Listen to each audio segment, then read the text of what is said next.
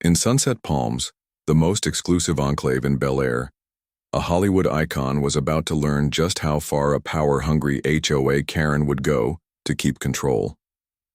What started as a routine renovation request spiraled into a high-stakes war when Barbara Langston, the iron-fisted HOA treasurer, made it her mission to block Will Smith's dream project.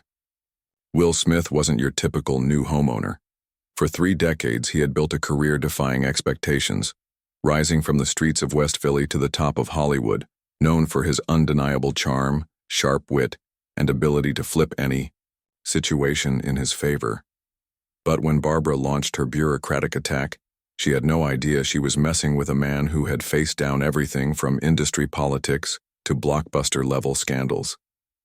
When Barbara weaponized HOA regulations, whispered fears into the ears of the board, and even hinted at security concerns over his youth center plans, she thought she had backed him into a corner. But Will didn't argue. He strategized. And his next move would trigger a chain reaction of revelations, alliances, and long-buried HOA corruption coming to light. What began as a petty power trip would become a legendary downfall. Sunset Palms would never forget the day Barbara Langston's reign finally crumbled, and Will Smith turned the board meeting into a Hollywood-worthy takedown. Before we jump back in, tell us where you're tuning in from, and if this story touches you, make sure you're subscribed, because tomorrow I've saved something extra special for you. The moving trucks had barely departed when Barbara Langston pulled into her driveway directly across from the sprawling Spanish colonial that had just become the newest acquisition of Hollywood royalty. She remained in her Mercedes for a moment, tapping her manicured nails against the steering wheel as she surveyed the property through narrowed eyes. "Well, there goes the neighborhood," she muttered, though the words carried no humor, only calculation. Barbara had been the first to learn about Will Smith's purchase through her position as treasurer of the Sunset Palms Homeowners Association, a role she'd held with iron-gripped authority for 15 years. The news had spread through the exclusive Bel Air enclave like wildfire, igniting a mixture of excitement and trepidation among its residents. Barbara reached for the folder on the passenger seat containing copies of Will's preliminary renovation plans, which she'd demanded to see immediately upon their submission. She'd spent the previous evening studying every detail, highlighting possible violations of community guidelines with almost gleeful precision. It wasn't the first time she'd scrutinized a new resident's plans, but something about Will Smith's presence in Sunset Palms felt particularly threatening to the carefully curated world she'd helped maintain. As she finally stepped out of her car, she noticed a tall, athletically built man with a commanding presence examining the property's exterior, alongside another man who appeared to be taking measurements. Will Smith, and someone who was clearly not just a contractor. Barbara smoothed her immaculate bob and strode across the street with practiced confidence. "Mr. Smith," she called out with the bright, artificial warmth she reserved for confrontations disguised as pleasantries. "I'm Barbara Langston, Sunset Palms HOA treasurer. I see you're already planning changes to the Wellington property." Will turned, his trademark charismatic smile spreading across his face as he extended his hand. "Mrs. Langston, great to meet you. And please call me Will." His warmth seemed genuine, catching Barbara momentarily off guard. "This is Marcus Johnson, my architect and oldest friend from back in West Philly. He's helping me bring this beautiful old place into the 21st century while keeping its soul intact." Marcus nodded coolly, his handshake firm but brief. His eyes, Barbara noticed, held none of the warmth of Will's. "The structure has good bones, but the systems need complete modernization, and the layout doesn't maximize the property's potential," he said, his tone professional yet somehow challenging. "Well, we have very specific guidelines about exterior modifications in Sunset Palms," Barbara replied, her smile tightening. "I've taken the liberty of reviewing your preliminary submissions, and I have some concerns we should discuss." She directed this toward Will, pointedly excluding Marcus from her gaze. Will's smile remained, though something flickered behind his eyes. "I'm sure Marcus has designed within all guidelines, but we're always open to feedback. We'll be sharing the full vision at Diane's welcome gathering tonight." "The welcome party?" "Yes," Barbara said. Diane does love her little social functions. I wouldn't miss it. She tilted her head slightly. It's so important that new members of our community understand what makes Sunset Palms special. We've worked very hard to maintain certain standards. Looking forward to learning all about them, Will replied, his tone still friendly, but now carrying a subtle edge that wasn't lost on Marcus, who shifted his weight slightly, moving almost imperceptibly closer to his friend. See you tonight, then, Barbara concluded with a practiced smile that never reached her eyes before turning to walk back to her home, already reaching for her phone. Diane Chen's modernist glass and stone mansion glowed with warm light against the twilight sky as residents of Sunset Palms arrived for Will Smith's welcome gathering. As board president, Diane took her social responsibilities seriously, seeing them as essential to maintaining harmony in the exclusive community. Tonight, however, her usual confidence wavered as she greeted guests at the door, her anxiety about navigating the evening's undercurrents evident in her slightly too bright smile. "Barbara, so glad you could make it," Diane said as Barbara arrived, precisely on time, elegant in a conservative navy dress that signaled business rather than celebration. "I wouldn't dream of missing the opportunity to properly welcome our new celebrity neighbor," Barbara replied, handing Diane a bottle of expensive champagne she had no intention of seeing opened. "Though I do hope you've reminded him that in Sunset Palms, everyone follows the same rules, fame notwithstanding." Diane's smile dimmed slightly. "I'm sure Will understands our community values. Let's focus on making him feel welcome tonight, shall we?" Barbara merely smiled in response, scanning the growing crowd for strategic allies.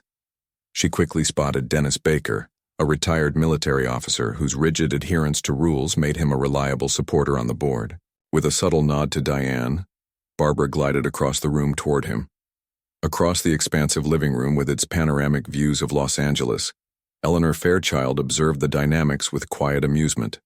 At 82, the widow had lived in Sunset Palms longer than anyone, having moved there with her late husband, a prominent civil rights attorney, when the neighborhood was merely upper middle class rather than the celebrity enclave it had become. Age had only sharpened her perception, and few things escaped her notice, especially not Barbara Langston's machinations. The energy in the room shifted noticeably when Will Smith arrived, accompanied by Marcus. Will moved through the space, with the ease of someone accustomed to being the center of attention, while somehow making each person he greeted feel individually valued. Marcus remained more reserved, his observant eyes taking in details of both the architecture and the social landscape. "Will, welcome to Sunset Palms," Diane said warmly, clearly relieved by his arrival. "Everyone has been so excited to meet you." "Thanks for organizing this, Diane," Will replied with genuine appreciation. "It means a lot to feel welcomed into a new community." He scanned the room, acknowledging the curious glances with a good-natured smile. "I'm looking forward to getting to know everyone." As conversations flowed and drinks were served, Will found himself approached by Eleanor, who moved slowly with a cane but whose eyes sparkled with intelligence. "Mr. Smith," she said, her voice carrying the gentle lilt of old Southern money. "I'm Eleanor Fairchild. My husband and I bought our home here in 1972, when this neighborhood was considerably less grand and considerably less diverse." She offered a knowing smile. "It's refreshing to see that some things do change for the better despite certain efforts to the contrary." Will smiled genuinely, instantly warming to her directness. "It's a pleasure to meet you, Mrs. Fairchild. And please call me Will." "Then you must call me Eleanor," she replied. "Tell me, what drew you to our little enclave? With your resources, you could live absolutely anywhere." "The house itself, primarily," Will admitted.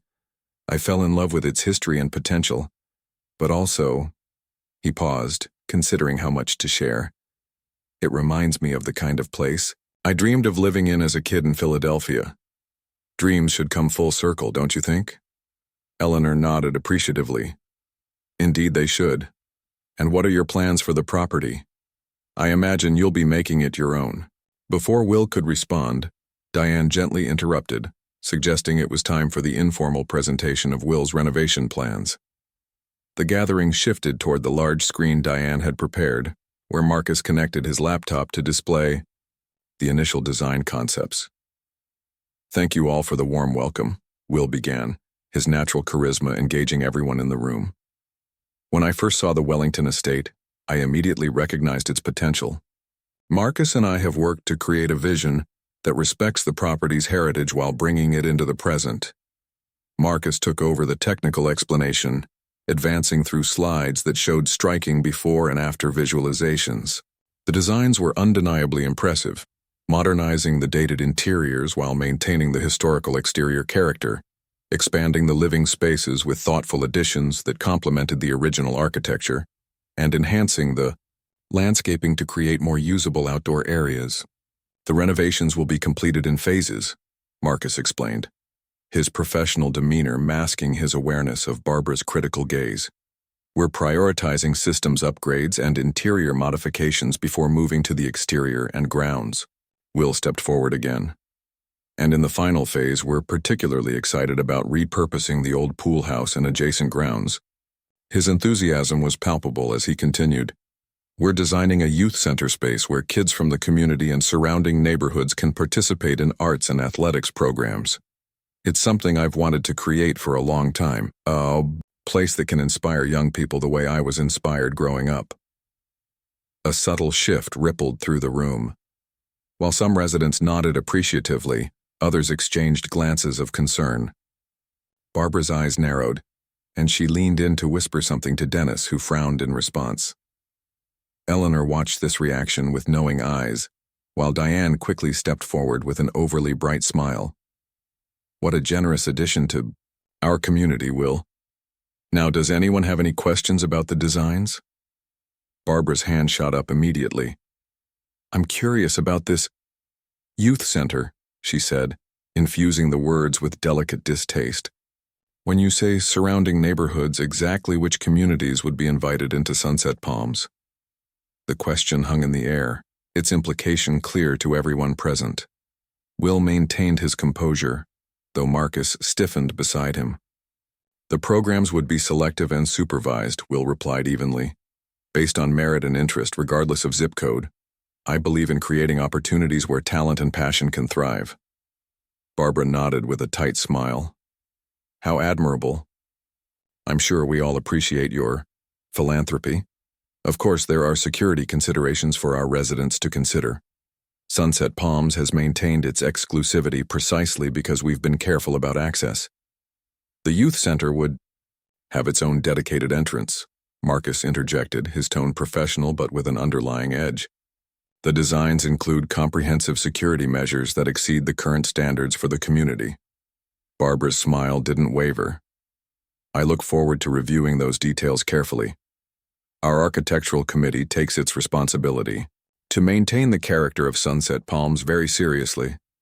As the formal presentation concluded and guests returned to smaller conversations, the room seemed to divide subtly, those gravitating toward Will with enthusiasm versus those clustering around Barbara with concerned expressions.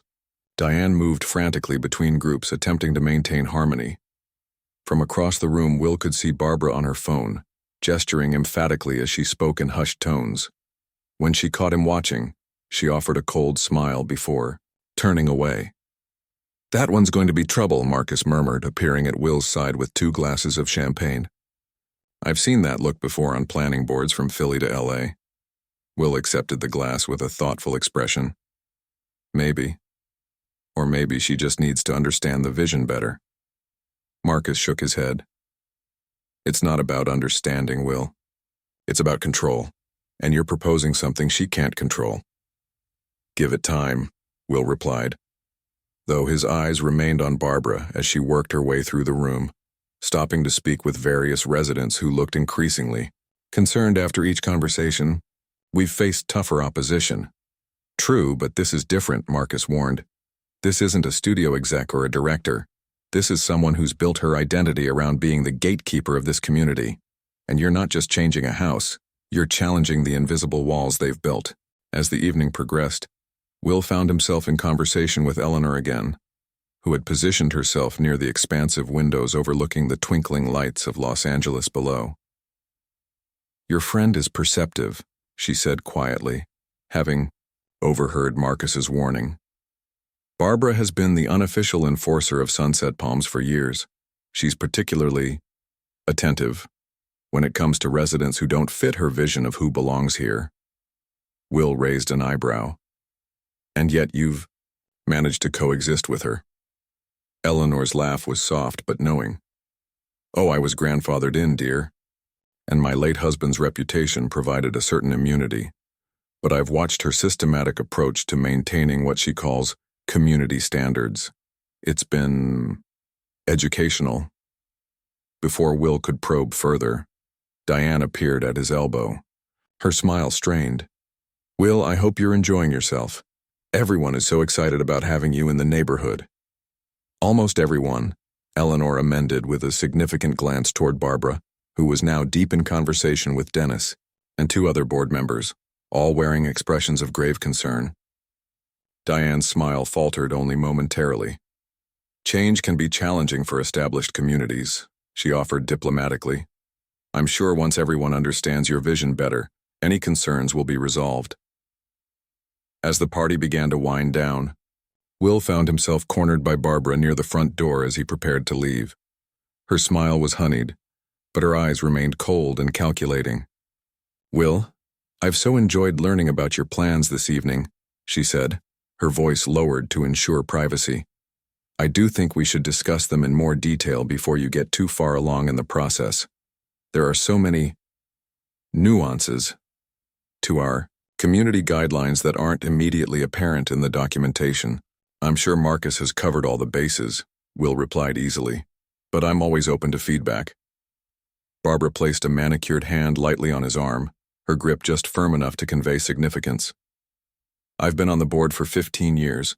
Will, I've seen many residents come in with grand plans only to face disappointment when those plans conflict with our established standards. It would be such a shame for someone of your stature to encounter such public complications.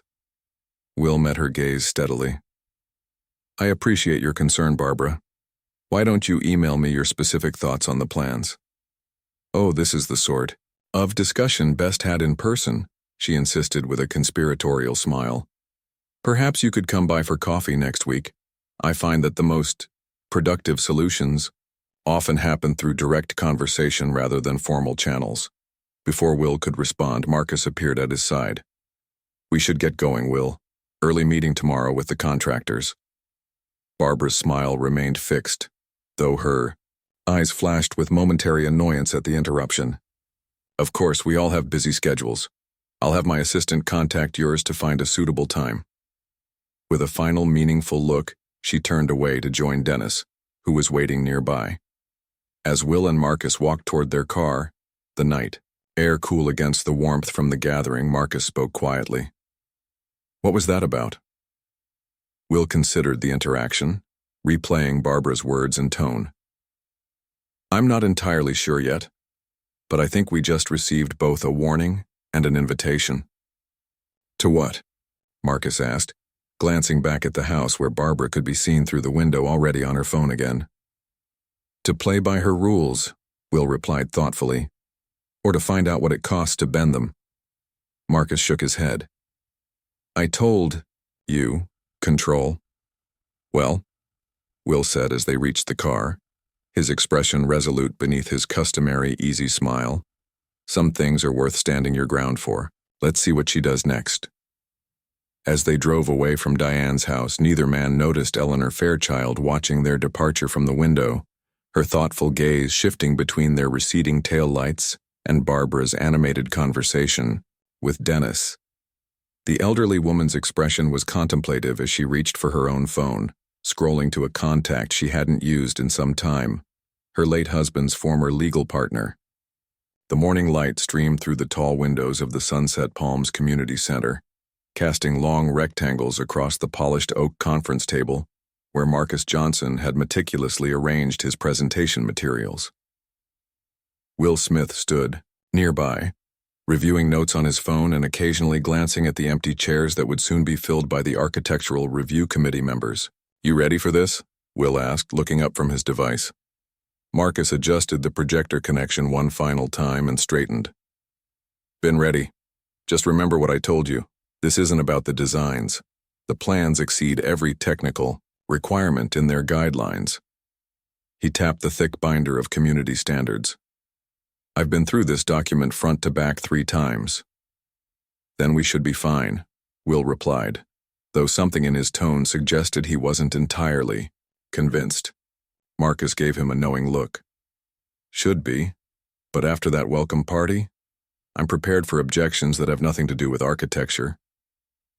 The door opened, and Diane Chen entered first, her professional smile already in place as she greeted them. Good morning, Will Marcus. I hope we can have a productive review session today. Before either could respond, Barbara Langston swept in behind her, followed closely by Dennis Baker and 2 other committee members.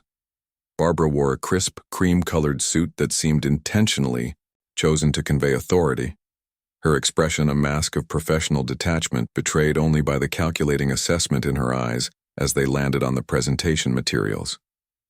Let's not waste time with pleasantries, Barbara announced, taking her seat at the head of the table opposite Diane. We have a complex proposal to evaluate, and I've blocked off exactly 90 minutes for this preliminary review. She glanced pointedly at her watch. Mr. Johnson, you may begin. Marcus straightened almost imperceptibly, meeting Barbara's gaze with professional composure that belied the tension Will could see in his friend's shoulders. Thank you, Mrs. Langston. I've prepared a comprehensive walkthrough of the renovation plans, addressing each section of the property and how the proposed changes align with community guidelines. What followed was a masterclass in architectural presentation. Marcus guided the committee through the detailed plans with precision and clarity, highlighting how each modification respected the original character of the property while bringing it into the modern era. The interior renovations, opening up the confined kitchen to create an expansive entertaining space, updating all systems to state-of-the-art efficiency standards, and transforming the dated primary suite into a contemporary retreat, were received with minimal comment. The first signs of resistance emerged when Marcus moved to the exterior modifications. This addition extends the west wing by 38 feet, Barbara interrupted, tapping her pen against the blueprint. Section 17.3 of our guidelines specifically limits additions to no more than 25 feet beyond the original footprint without special exemption. Marcus nodded calmly. If you'll turn to page 43 of our submission, you'll find the detailed explanation of why this case qualifies for that exemption. The original architect's plans from 1937 actually included this wing, but it was never built due to material shortages during the war. We're essentially completing the house as originally envisioned. Barbara's lips pressed into a thin line. How convenient to discover these original plans just when you need an exemption. The plans were in the Los Angeles County Architectural Archives, Marcus replied evenly. Properly documented and verified by the Historical Preservation Office, as noted in our supporting materials. Dennis Baker cleared his throat. While historical continuity is interesting, the fact remains that the current structure has existed in its present form for nearly a century. Residents have certain expectations about the visual continuity of the neighborhood. Will leaned forward slightly. We've been careful to ensure the addition matches the existing architectural style precisely. Most observers wouldn't even recognize it as new construction after completion. Barbara's eyes never left Marcus. And yet, Mr. Johnson, your modern design sensibilities are evident in several elements that seem to stretch the definition of Spanish colonial revival. The flat roof section over the proposed sunroom, for instance, appears distinctly contemporary. That element is specifically designed to be invisible from street level and neighboring properties, Marcus countered, advancing to slides that demonstrated this point from multiple angles. It's a functional necessity for the solar array, which, I'll note, is specifically encouraged in the community's recent sustainability addendum. The pattern continued for nearly an hour, Marcus presenting thoughtful, compliant designs, Barbara or Dennis finding increasingly obscure regulations to question them, and Marcus countering with precise references to exceptions or precedents within the guidelines themselves. The tone of the meeting shifted dramatically, however, when the presentation reached the youth center conversion. And now, The most ambitious element of our vision, Marcus said, his passion evident as he advanced, to renderings of the transformed pool house and surrounding grounds. By repurposing the existing structure and adding this connecting pavilion, we create a multifunctional space that can serve as both a private recreational area for the Smiths and, during designated hours, a controlled access facility for youth programming. Barbara's expression hardened visibly. This is completely unacceptable. The community guidelines explicitly prohibit any commercial or public use facilities on residential properties. It's not commercial, Will interjected calmly. There's no revenue involved. This would be a privately funded community benefit, operated through my foundation. A distinction without a difference, Barbara snapped. You're proposing to bring outside individuals into our gated community on a regular basis. That fundamentally alters the private, residential nature of Sunset Palms that our residents have invested millions to maintain. Marcus advanced to security diagrams. As you can see, we've designed a dedicated access point that connects directly to the service road, completely separate from the main community entrance. Participants would never enter the residential streets. Dennis shook his head. Regardless of access routes, this represents a significant deviation from established use patterns in Sunset Palms. I can't recall any precedent for such a public-facing amenity on private property. Actually, Marcus said, his voice taking on an edge for the first time, there is precedent. He advanced to a new slide showing a large structure on another Sunset Palms property. This is the Henderson Estate 3 streets over, which includes a private recording studio that regularly hosts outside musicians and producers, approved by this committee 4 years ago. Another slide appeared. And this is the Winthrop's property with its art gallery pavilion that hosts quarterly showings with outside guests, approved 2 years ago. Barbara's eyes narrowed dangerously. Those are completely different situations. They involve limited, controlled access for professional purposes. As would ours, Will replied. The only difference is the age and background of the visitors. The difference, Barbara said coldly, is the potential impact on community safety and property values.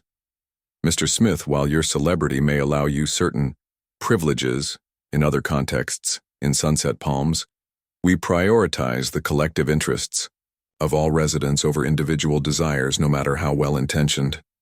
Marcus set down his presentation remote, his patience visibly thinning. Mrs. Langston, I've designed community spaces in neighborhoods across this country. The security protocols in this plan exceed those of gated government facilities. If safety is truly your concern, I'm happy to walk through each measure in detail. I don't think that will be necessary, Barbara replied dismissively. Because safety isn't really the issue? Marcus pressed, his tone challenging. Because, in my experience, when people talk about certain elements and community character, instead of addressing actual design specifications, they're usually concerned about something else entirely.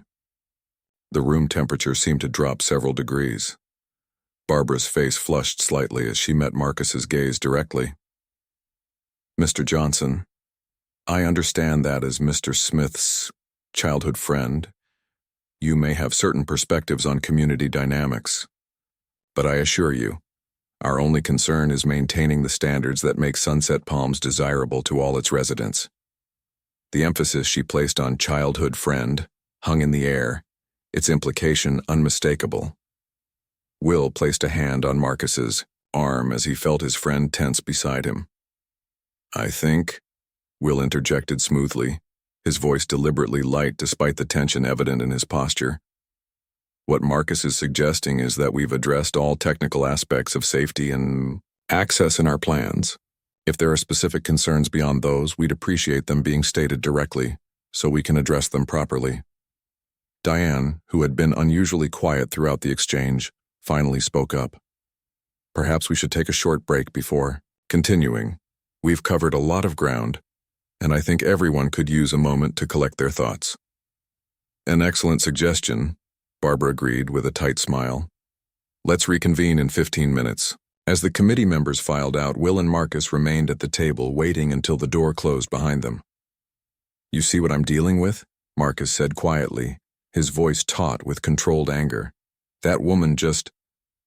I know exactly what she did, Will interrupted, his own voice low but intense.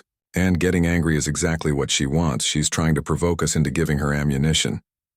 Marcus exhaled slowly, running a hand over his close-cropped hair. You're right. I know you're right. But Will, man, I've dealt with this. Coded language my entire career. The rules are never just the rules when they don't want you in the room. Will nodded, his expression thoughtful. Which is exactly why we need to be smarter than that. Barbara's playing a game she's mastered over years. We need to change the game. Before Marcus could respond, Will's phone buzzed with an incoming message. He glanced down, brow furrowing slightly as he read. What is it? Marcus asked. Anonymous.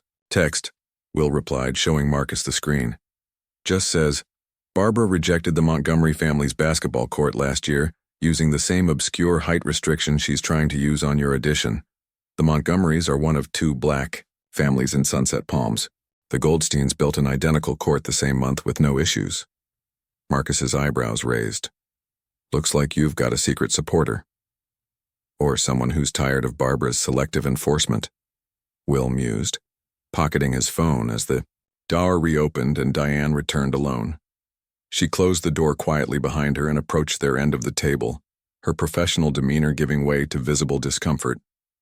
Will, Marcus, I want to apologize for the tone of the meeting. This isn't how we typically conduct reviews. Isn't it? Marcus asked pointedly. Diane hesitated, then sighed.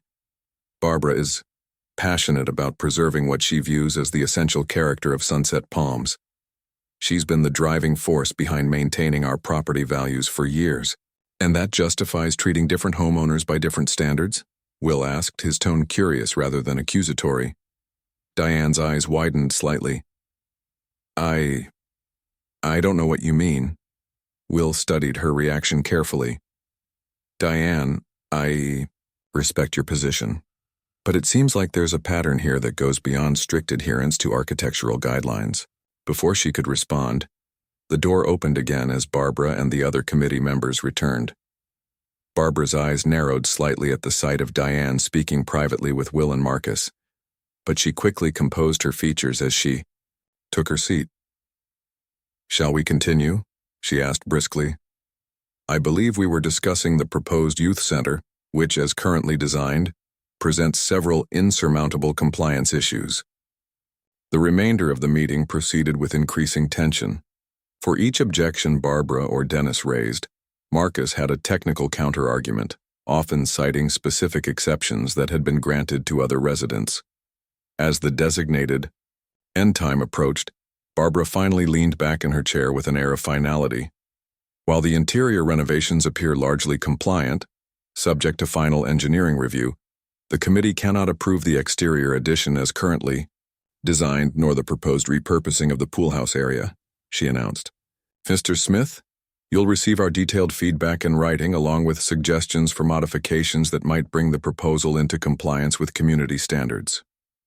Will nodded, his expression revealing nothing of his thoughts. We appreciate the committee's thorough review and look forward to the written feedback. As everyone gathered their materials, Barbara approached Will directly while Marcus was engaged in conversation with one of the other committee members about a technical detail. Mr. Smith, she said quietly, her tone suddenly less adversarial. I wonder if we might speak privately for a moment. Will regarded her with polite curiosity. Of course. She led him toward the large windows overlooking the community's central garden. I realize our discussion today may have seemed somewhat adversarial. That wasn't my intention. What was your intention, Barbara? Will asked directly. She smiled, the expression not quite reaching her eyes. To uphold community standards, of course, but also to help you understand the realities of successfully navigating approvals in Sunset Palms. She lowered her voice further. The formal review process can be quite rigid, as you've seen. However, there are often alternative paths to achieving one's goals that don't involve such public scrutiny. Telling and preparing this story took us a lot of time, so if you are enjoying it, Subscribe to our channel, it means a lot to us. Now back to the story. Will maintained his neutral expression. I'm listening. Many of our more creative architectural solutions have emerged through private consultations rather than committee debates, she continued. As someone with considerable influence on the board, I've helped numerous residents find accommodations that satisfy both their vision and our guidelines. That sounds helpful, Will replied carefully. What would such a consultation involve? Barbara's smile widened slightly. It would begin with a private conversation about your priorities for the property. I have extensive experience in valuing the intangible assets of architectural proposals. For the right considerations, I've found there's remarkable flexibility in how our guidelines can be interpreted. The right considerations, Will repeated, his tone neutral but his gaze direct. Precisely, Barbara replied smoothly. Community support is a reciprocal relationship after all. Those who contribute meaningfully to Sunset Palms' well-being often find the community quite accommodating in return. Will nodded thoughtfully. I'd be interested in understanding more about these alternative approaches. Perhaps we could continue this conversation soon? I'd be delighted, Barbara said, triumph flashing briefly in her eyes. Why don't you come by my home tomorrow afternoon, say 2 o'clock? We can speak more candidly there. I'll be there, Will agreed, his expression revealing nothing of his thoughts as Marcus approached. Ready to go? Marcus asked, his gaze shifting between Will and Barbara with barely concealed suspicion. Yes, Will replied. Barbara and I were just discussing some follow-up possibilities. Wonderful meeting you both, Barbara said with renewed formality, extending her hand first to Will, then, with slight hesitation, to Marcus. I'm sure we'll find a path forward that satisfies everyone's interests. As they left the community center and walked toward the parking lot, Marcus waited until they were well out of earshot before speaking. What was that about? Barbara suggesting alternative approaches to getting our plans approved, Will replied, his voice low despite the empty parking lot. Approaches that would require the right considerations in exchange for her influence. Marcus stopped walking, turning to face Will directly. Please tell me she didn't just try to shake you down for a bribe. Not in those exact words, Will said with a humorless smile. But the implication was crystal clear. I'm meeting her tomorrow to find out just how much my youth center will cost beyond the construction budget. This is straight-up corruption, Marcus said, his voice tight, with anger. We need to report this to who? Will interjected. The HOA board where she's been the power broker for 15 years? The other residents who are either her allies or too afraid to challenge her? We need more than implications, Marcus. We need proof. As they reached Will's car, another notification sounded on his phone. This time it was an email containing several photographs of recently completed homes in Sunset Palms, each with architectural features similar to those Barbara had objected to in their plans. The message was simply signed, a concerned neighbor who believes in fairness. Looks like you're collecting quite a fan club of anonymous supporters, Marcus observed, examining the pictures. People who've been afraid to stand up to Barbara directly, Will mused.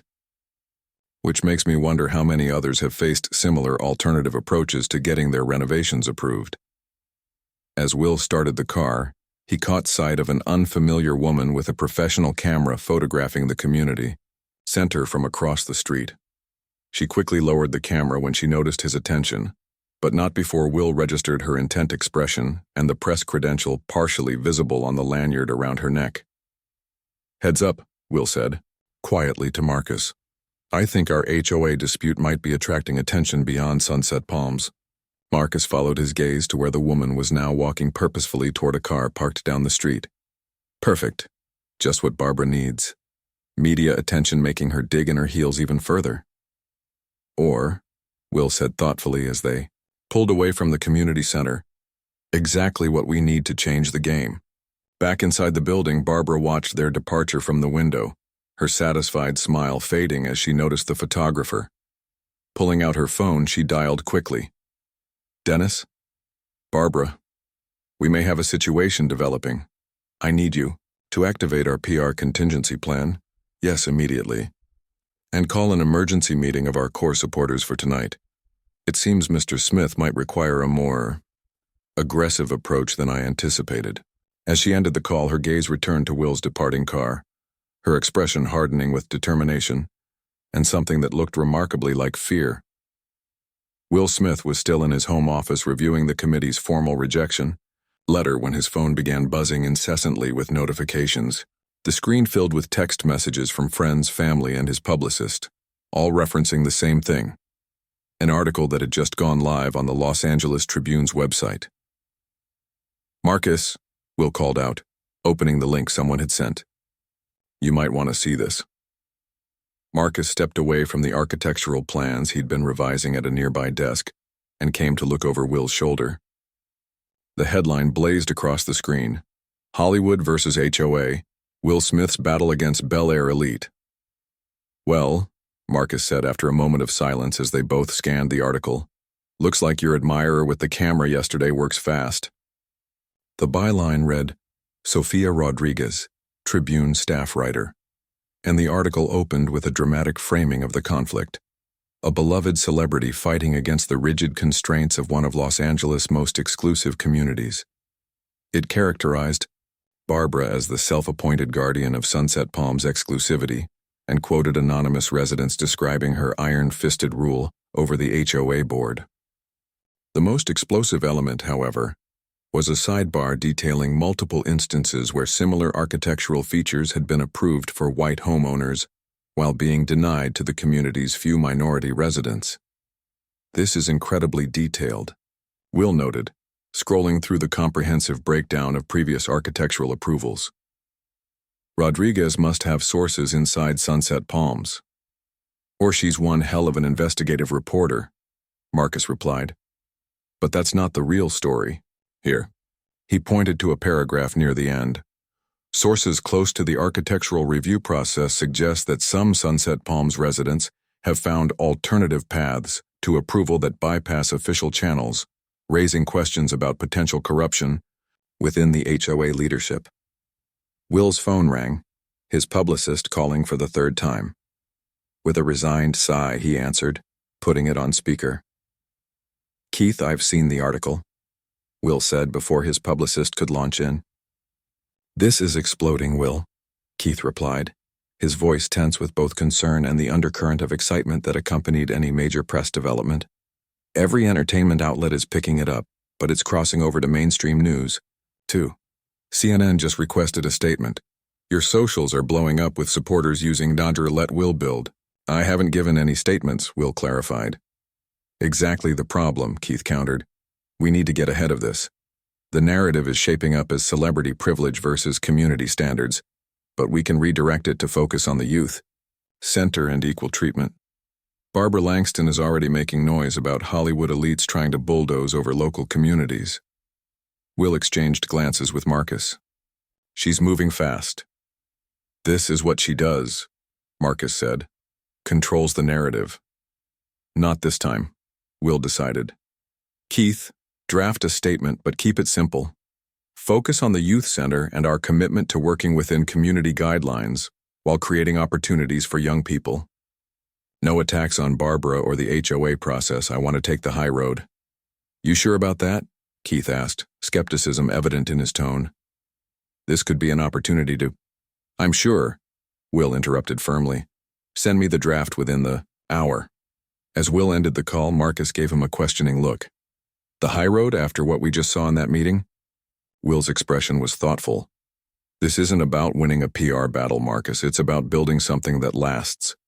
If I turn this into a celebrity versus HOA showdown, even if I win, the youth center becomes a symbol of division rather than opportunity. Meanwhile, Barbara gets to paint herself as the defender of community values," Marcus pointed out. "For now," Will agreed. "But the truth has a way of revealing itself when you give it space." Across the community, Barbara Langston paced her immaculate living room, phone pressed to her ear as she struggled to maintain her composure. "This is a hit piece, Dennis," she was saying, her voice tight with controlled rage. "This Rodriguez woman has twisted everything to make it seem like we're running some discriminatory regime. We need to present a united front immediately." I agree, Dennis replied, his military precision evident even over the phone. I've already reached out to the core group. We can meet at my home at 7 tonight. Perfect, and I've left messages for our attorney about possible defamation claims, Barbara continued, pausing at the window to check if any reporters had managed to get past the community gates. This is exactly why we need to stand firm on Smith's renovations. Once celebrities start thinking they can override community standards, there's no going back. After ending the call, Barbara took a steadying breath and straightened her already perfect posture. The initial shock of seeing the article had given way to strategic planning. This wasn't the first challenge to her authority in Sunset Palms, though it was certainly the most public. Just as she reached for her tablet to compose a community-wide email, her phone rang again. The caller ID made her hesitate momentarily, before answering. "Trevor," she said coolly, addressing her estranged husband. "What a surprise." "Barbara," Trevor Langston replied, his tone guarded. "I assume you've seen the Tribune article?" "Of course I have," she snapped. "Along with everyone else in Los Angeles, apparently." "I'm concerned about some of these allegations," Trevor continued carefully. "Particularly the implications about alternative paths to approval.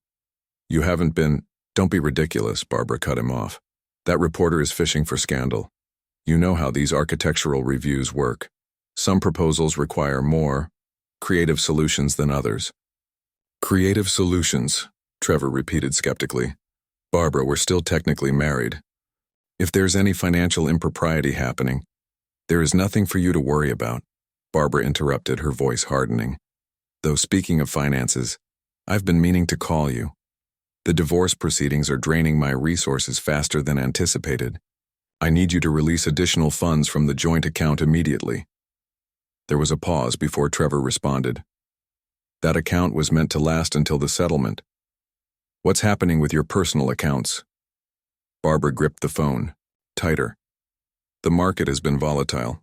You know I've had significant investment losses since you left." "How much do you need?" Trevor asked, fatigue evident in his voice. "200,000 should cover immediate needs," Barbara replied without hesitation. 200. Trevor broke off, clearly stunned. "Barbara, that's not a stopgap. That's a fortune. What's really going on?" "Nothing is going on," she replied icily. "But if you'd prefer I speak to my attorney about revising our preliminary agreement to include your recent bonus that you conveniently failed to disclose." "I'll see what I can do," Trevor interrupted. "But Barbara, whatever you're involved in with this Smith situation, be careful. You're playing with fire going public against someone with his resources and popularity."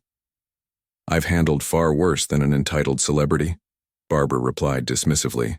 "Just transfer the money, Trevor. I don't need your advice." As she ended the call, Barbara caught sight of her reflection in the ornate mirror across the room. For a brief moment, beneath the perfect makeup and designer outfit, she glimpsed something she rarely allowed herself to see. Fear. The carefully constructed world she'd built in Sunset Palms, the authority she'd cultivated, the respect she'd demanded. All of it suddenly felt precarious. She quickly composed herself. This was no time for weakness. Will Smith might have fame and fortune on his side, but she had decades of experience navigating the social politics of elite communities. She had allies, she had leverage, and most importantly, she had nothing to lose. Reaching for her phone, again she began mobilizing her supporters. Eleanor Fairchild's elegant study was bathed in afternoon light as she carefully arranged documents across her antique desk. At 82, her movements were deliberate but sure as she organized evidence, accumulated over years of quiet observation. The walls around her were lined with law books, remnants of her late husband's distinguished career, and photographs documenting a lifetime of civil rights activism, carefully disguised within the trappings of upper-class respectability. The doorbell rang precisely at 3 o'clock. Her housekeeper showed Will Smith into the study, where Eleanor greeted him with a warm smile. "Right on time, Mr. Smith," she said, gesturing to the chair across from her desk. "Thank you for coming." "Will, please," he reminded her, taking the offered seat. Your message sounded important. Eleanor nodded, settling into her own chair with the dignity of someone who had witnessed decades of history unfold. I've been following your situation with our architectural committee with great interest. That article in the Tribune this morning has certainly stirred the hornet's nest. I had nothing to do with that article, Will clarified. Oh, I know, Eleanor replied with a knowing smile. Ms. Rodriguez has been investigating Barbara's activities for some time. Your situation simply provided the perfect hook for a story. She's been building. She tapped a folder on her desk. Just as I've been maintaining my own record of Barbara's selective enforcement over the years. Will leaned forward slightly. His attention caught. Your message mentioned documentation. Indeed. Eleanor opened the folder, revealing meticulously organized papers. For the past 7 years, I've been tracking every architectural decision made by the committee under Barbara's influence. My late husband was a civil rights attorney, you see. He taught me to recognize patterns of discrimination, even when they're wrapped in the language of community standards and property values. She spread several documents across the desk. These are identical pergola designs submitted 3 months apart. This one, submitted by the Goldstein family, was approved without comment.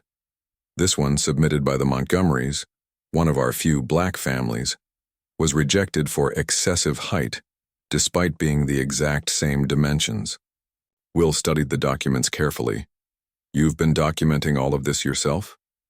I may be old, Mr. Smith, Will, but I'm far from blind, Eleanor replied with a hint of steel beneath her genteel manner. When my husband died, many in this community assumed I would quietly fade into the background of Sunset Palm's social life. That assumption provided me with the perfect cover to observe and document. She continued presenting evidence, side-by-side comparisons of approved and rejected designs that revealed a clear pattern of bias against the community's few minority homeowners. The most troubling pattern emerged about 3 years ago, Eleanor explained, opening another folder. Around the time Barbara's husband Trevor began having financial difficulties before their separation, suddenly certain residents who'd previously faced rejection received mysterious approvals after private meetings with Barbara. Will's expression remained neutral, though his eyes reflected his growing understanding. The alternative paths mentioned in the article. Precisely, Eleanor confirmed. I've had my suspicions, but no concrete evidence of financial transactions. However, the timing coincides with Barbara's increasing control over committee decisions and her husband's declining hedge fund performance. Will was quiet for a moment, absorbing the implications. Why are you sharing this with me, Eleanor? Eleanor's gaze was direct and unflinching. Because unlike most who faced Barbara's discrimination, you have the resources and platform to challenge her. But more importantly, I believe your intentions for the youth center are genuine. I've watched this community become increasingly isolated from the world around it, a gilded cage that Barbara and others like her guard zealously against any perceived intrusion. She closed the folders carefully. My husband spent his life fighting for equal access to housing, education, and opportunity. I may not have his legal expertise, but I can recognize when a battle needs fighting. She slid the folders across the desk toward Will. These are copies. Use them as you see fit. Will accepted the folders with the gravity they deserved. Thank you, Eleanor. This can't have been an easy decision. The easy decisions are rarely the right ones, she replied simply. Now, what do you intend to do with this information? Before Will could respond, his phone buzzed with a notification. He glanced down to see a community-wide email from Diane Chen calling an emergency HOA board meeting to address the recent media situation. It seems, Will said, showing Eleanor the message, that things are moving faster than anticipated. Eleanor nodded thoughtfully. Barbara will be rallying her supporters. You should be prepared for significant opposition. I usually am, Will replied with a hint of his trademark smile. But this time I won't be facing it alone, will I? The Sunset Palms Community Center buzzed with tense energy as residents filed in for the emergency board meeting. Diane Chen stood at the front, attempting to maintain an air of calm authority while Barbara conferred intensely with Dennis and several other supporters in the front row. The usual polite greetings and casual conversations were notably absent, replaced by wary glances and hushed discussions. Will arrived with Marcus, both men dressed in business casual attire that struck a careful balance between respect for the proceedings and refusal to be intimidated. As they entered, a subtle shift occurred in the room, several residents nodding in greeting while others pointedly looked away. Most surprising was the young woman sitting quietly at the back, notebook in hand. Sofia Rodriguez had somehow gained access to the supposedly closed meeting, her presence a stark reminder that Sunset Palms' internal disputes were now playing out on a public stage. As Will and Marcus took seats, Eleanor Fairchild entered, causing another ripple of surprise through the assembled residents. The elderly woman rarely attended community meetings, preferring to review minutes privately. Her appearance, and her deliberate nod toward Will as she took a seat near him, was not lost on Barbara, whose eyes narrowed slightly at this unexpected alliance. Diane called the meeting to order with a delicate clearing of her throat. "Thank you all for coming on such short notice. As you're aware, an article was published this morning in the Los Angeles Tribune regarding our architectural review process, with specific focus on Mr. Smith's renovation proposals." She glanced nervously toward Will, then continued. "The board feels it's important to address both the media situation and the underlying dispute in a transparent manner." Barbara immediately raised her hand, not waiting to be acknowledged before speaking. "If I may, Diane, as the most experienced member of the architectural committee, I believe I should first clarify the factual inaccuracies in Ms. Rodriguez's article." She cast a pointed glance toward Sophia in the back. "Starting with the implication that our standards are applied inconsistently. Perhaps before we address the article," Will interjected smoothly, "we should discuss the actual issue at hand, the rejection of renovation plans that appear to meet all technical requirements of the community guidelines." Barbara's smile tightened. "With all due respect, Mr. Smith, your celebrity doesn't grant you special privileges in our review process. Every resident must adhere to the same standards." "That's precisely my point," Will replied evenly. "Every resident should be held to the same standards, yet there seems to be considerable evidence that they are not." Murmurs rippled through the gathered residents as Barbara's supporters exchanged concerned glances. Diane attempted to regain control. "The purpose of this meeting is not to relitigate specific review decisions, but to address the community response to the current media attention." "I disagree," came a surprising voice from the back. Eleanor Fairchild rose slowly, commanding attention despite her age. "The media attention is merely a symptom of a deeper issue that has affected Sunset Palms for years, an issue many of us have observed, but few have been willing to address publicly." Barbara's composure slipped momentarily.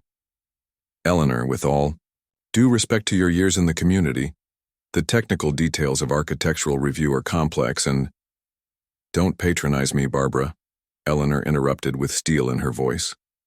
"I was reviewing legal briefs while you were still in college. The technical details you refer to have been selectively enforced depending on who was applying, and we all know it." The room fell silent at this direct challenge from the community's most respected elder. Dennis Baker shifted uncomfortably in his seat, while several of Barbara's usual supporters suddenly found the floor fascinating. Marcus leaned close to Will, whispering, "Remind me never to underestimate little old ladies." Barbara recovered quickly, her voice taking on the reasonable tone she reserved for her most effective manipulations. "I understand that emotions are running high, but we mustn't allow a single disputed review to undermine the processes that have maintained Sunset Palms' exceptional character for decades. Mr. Smith's renovation plans, particularly the so-called youth center, represent a fundamental departure from our community's residential nature." "That's not entirely accurate," Marcus interjected, opening his laptop. "With the board's permission, I'd like to share something relevant to this discussion." Diane nodded, clearly relieved at the prospect of returning to technical matters rather than accusations. Marcus connected his computer to the projection system and brought up a series of architectural plans. These are previously approved designs for 3 different properties in Sunset Palms, all featuring recreational spaces that occasionally host non-residents, Marcus explained, cycling through detailed renderings. The Hendersons' recording studio, the Winthrop's art gallery, and most interestingly, the Prescott Estates private basketball facility that hosts weekend clinics for UCLA athletes. He switched to a split-screen comparison with Will's proposed youth center. As you can see, our design incorporates similar access controls, occupancy limitations, and noise mitigation measures, in fact, exceeding them in most categories. Barbara's face flushed with anger. Those situations are completely different. The context, the users, Will finished for her, his voice calm but carrying throughout the room. That's what this is really about, isn't it, Barbara?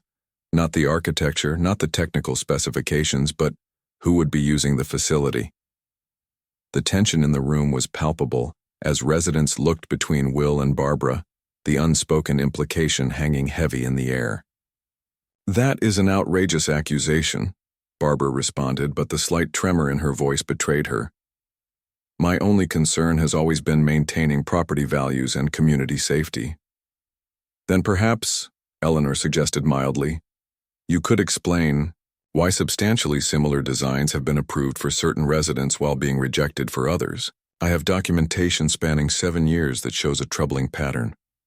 Barbara's gaze darted between Will and Eleanor as she realized they were coordinating their approach. This is absurd. I've devoted years to this community, protecting our shared interests against outside pressures and changing trends that would diminish what makes Sunset Palms special. No one is questioning your dedication, Barbara, Diane said carefully, attempting to diffuse the situation. But if there are concerns about consistency in our review process, we have a responsibility to address them. What exactly are you suggesting? Barbara demanded, her carefully maintained facade beginning to crack under the public scrutiny. That we should throw open our gates to anyone Mr. Smith decides to invite? That we should abandon the standards that have made this one of the most desirable communities in Los Angeles? Will leaned forward, his expression serious but not unkind. What I'm suggesting is that we can maintain high standards while still creating opportunities for young people who might never otherwise set foot in a place like Sunset Palms. That exclusivity and inclusion aren't necessarily opposing values. The room fell quiet again, many residents appearing thoughtful at this framing of the issue. Barbara glanced around, noting the shifting mood, and adjusted her strategy. This isn't about inclusion or exclusion, she insisted, her voice softening into a more reasonable tone. It's about process and precedent. If we make exceptions for one high-profile resident, where does it end? Next, someone will want to host public events or open a business or who knows what else. Our guidelines exist to prevent exactly this kind of slippery slope. Dennis nodded vigorously. Barbara's right. This isn't personal. It's about protecting what we've all invested in. Sofia Rodriguez had been silently observing from the back, but now she raised her hand. Diane hesitated, then reluctantly acknowledged her. Ms. Rodriguez, while this is technically a closed meeting, since you're already here. Thank you, Sofia said, standing. I'd just like to ask Mrs. Langston a simple question. Is it your position that all architectural reviews have been conducted with absolute consistency, regardless of who submitted them? Barbara's smile was glacial. Our committee reviews each submission on its merits within our established guidelines. That doesn't quite answer my question, Sofia pressed. Are you denying that some residents have received approvals through what sources describe as alternative paths after private meetings with you? A stunned silence fell over the room as several residents exchanged knowing glances. Barbara's composure finally cracked completely. This is outrageous, she exclaimed, gathering her things. I will not sit here and be subjected to unfounded accusations and tabloid-style interrogation. Diane, either remove this reporter or I'm leaving immediately. Before Diane could respond, the community center door opened, and a man in his late 50s entered, his expression grim as he surveyed the room. Trevor Langston's sudden appearance caused another wave of murmurs as Barbara froze, her face draining of color. Trevor, she said, barely audible. "What are you doing here?" "I received notice of the emergency meeting as a property owner," he replied evenly, taking a seat near the back. Given the circumstances, it seemed important to attend.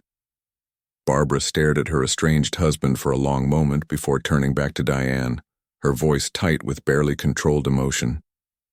"I move that we adjourn this meeting and reconvene with proper protocols in place. This has devolved into a public spectacle rather than productive community governance." Diane hesitated, clearly torn between her instinct to avoid conflict and her growing recognition of the serious issues at hand. "I think, given the community interest and the questions raised, we should schedule a formal hearing specifically addressing Mr. Smith's renovation proposals, with opportunity for all parties to present their positions comprehensively." "A formal hearing?" Barbara repeated incredulously. "For a standard architectural review? This is unprecedented."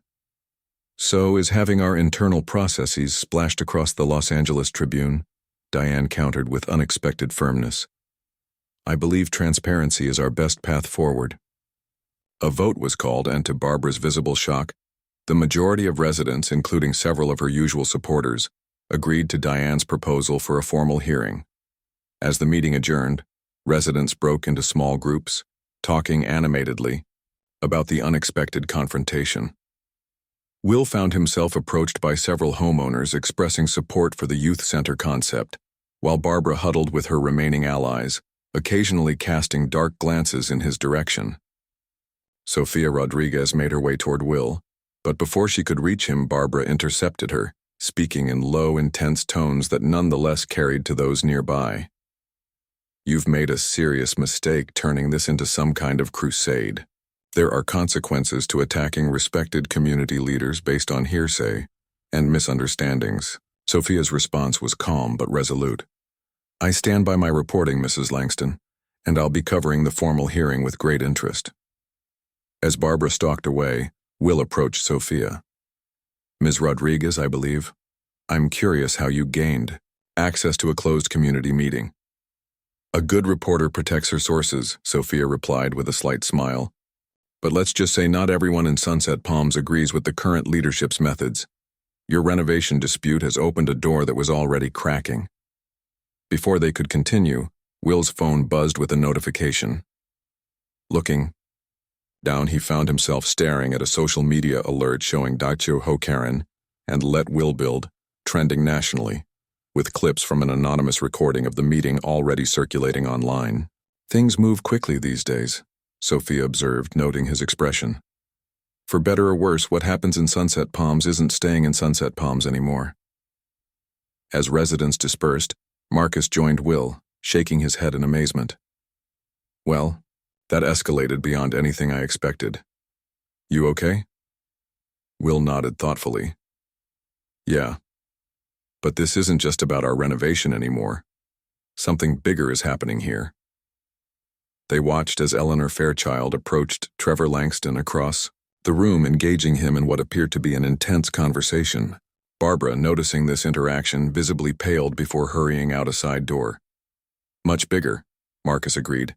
"The question is, how far are you willing to take this? This could get ugly before it gets better." Will's expression was resolute. "Some fights choose you. This isn't just about a youth center anymore, it's about who gets to decide what makes a community valuable." He glanced toward Eleanor and Trevor, still deep in conversation. "And I think we're not the only ones who feel that way." As they left the community center, neither Will nor Barbara noticed the plain envelope that had been placed on their respective windshields. Only later would they discover the anonymous threats contained inside, warning Will to back off before things get personal, and telling Barbara that corrupt gatekeepers always fall eventually. The private dispute had become irrevocably public, with consequences neither had fully anticipated. The morning after the explosive community meeting, Dennis Baker's meticulously maintained colonial-style home became the gathering point for what Barbara had dubbed the Sunset Palms Preservation Committee. Though officially positioned as an open forum for concerned residents, the 20 attendees represented Barbara's most reliable allies, predominantly older, wealthy homeowners who'd been in the community for decades and shared her vision of maintaining its exclusive character. Barbara stood at the front of Dennis's wood-paneled study, her composed exterior restored after the previous night's confrontation. Only those who knew her well might notice the tightness around her eyes and the slightly too rigid posture that betrayed her internal stress. "Thank you all for coming on such short notice," she began, surveying the familiar faces with practiced warmth.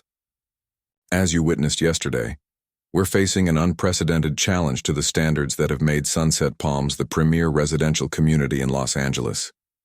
Murmurs of agreement rippled through the gathered residents as Dennis distributed folders containing printed materials. "What you're receiving," Barbara continued, "is a comprehensive security analysis I've commissioned regarding the potential impact of Mr. Smith's proposed youth center." She paused, allowing everyone to open their folders and scan the professional-looking documents inside. As you'll see, the report identifies numerous concerns that extend far beyond architectural considerations.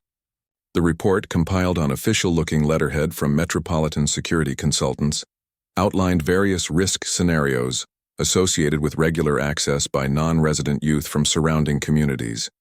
It highlighted potential increases in traffic, noise, property crime, and even gang activity, all presented with alarming statistics and authoritative language. "This is deeply concerning," remarked Helen Whitaker, a retired school administrator who had been one of Barbara's most reliable supporters. "Have these findings been shared with the entire board?" "Not yet," Barbara replied. "I wanted this group to review them first, as I know you all truly understand what's at stake.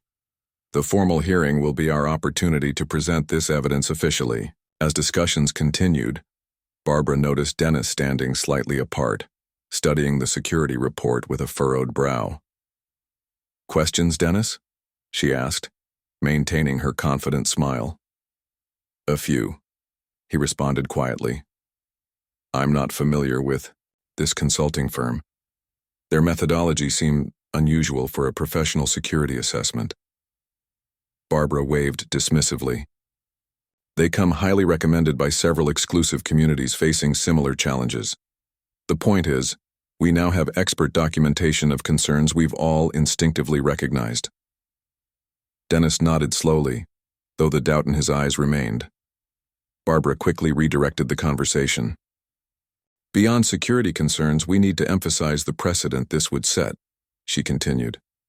"Once we allow one property to function as a semi-public facility, what's to prevent others from opening private museums, educational centers, or other ventures that fundamentally alter the residential nature of our community?" "Exactly right," agreed Richard Townsend, a retired executive. "Property values depend on exclusivity. It's simple economics." Barbara smiled gratefully at Richard before shifting to a more somber tone. "There's another dimension we need to address, delicately.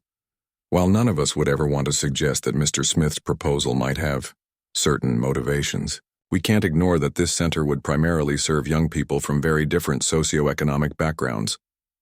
She paused, choosing her words carefully.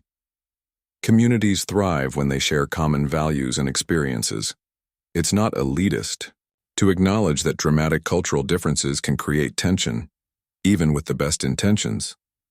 The racial implications hung in the air, carefully wrapped in the language of cultural differences and community cohesion. Most nodded in agreement, though a few shifted uncomfortably in their seats.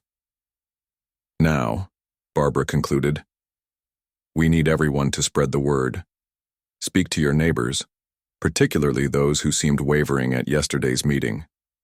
Emphasize security and property values, concrete concerns that transcend personalities."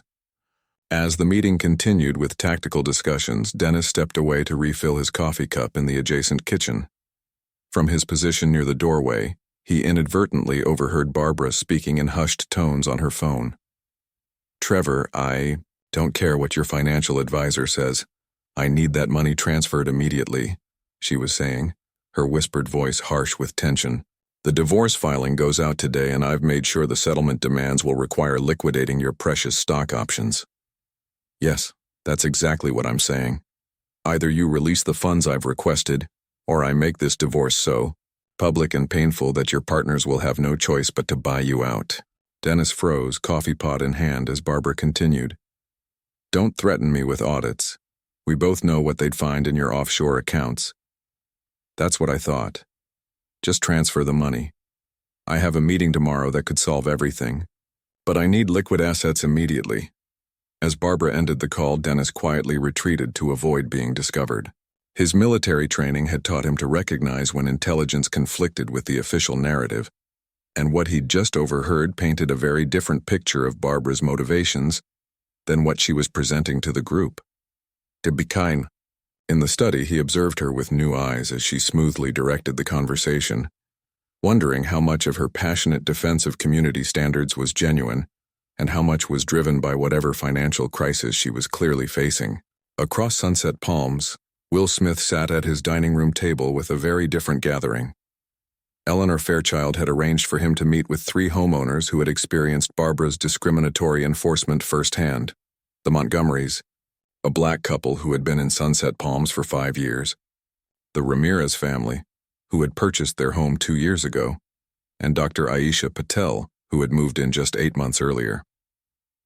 We had to revise our landscaping plans 3 times, James Montgomery was explaining, spreading photographs across the table, each time with new objections that weren't in the guidelines.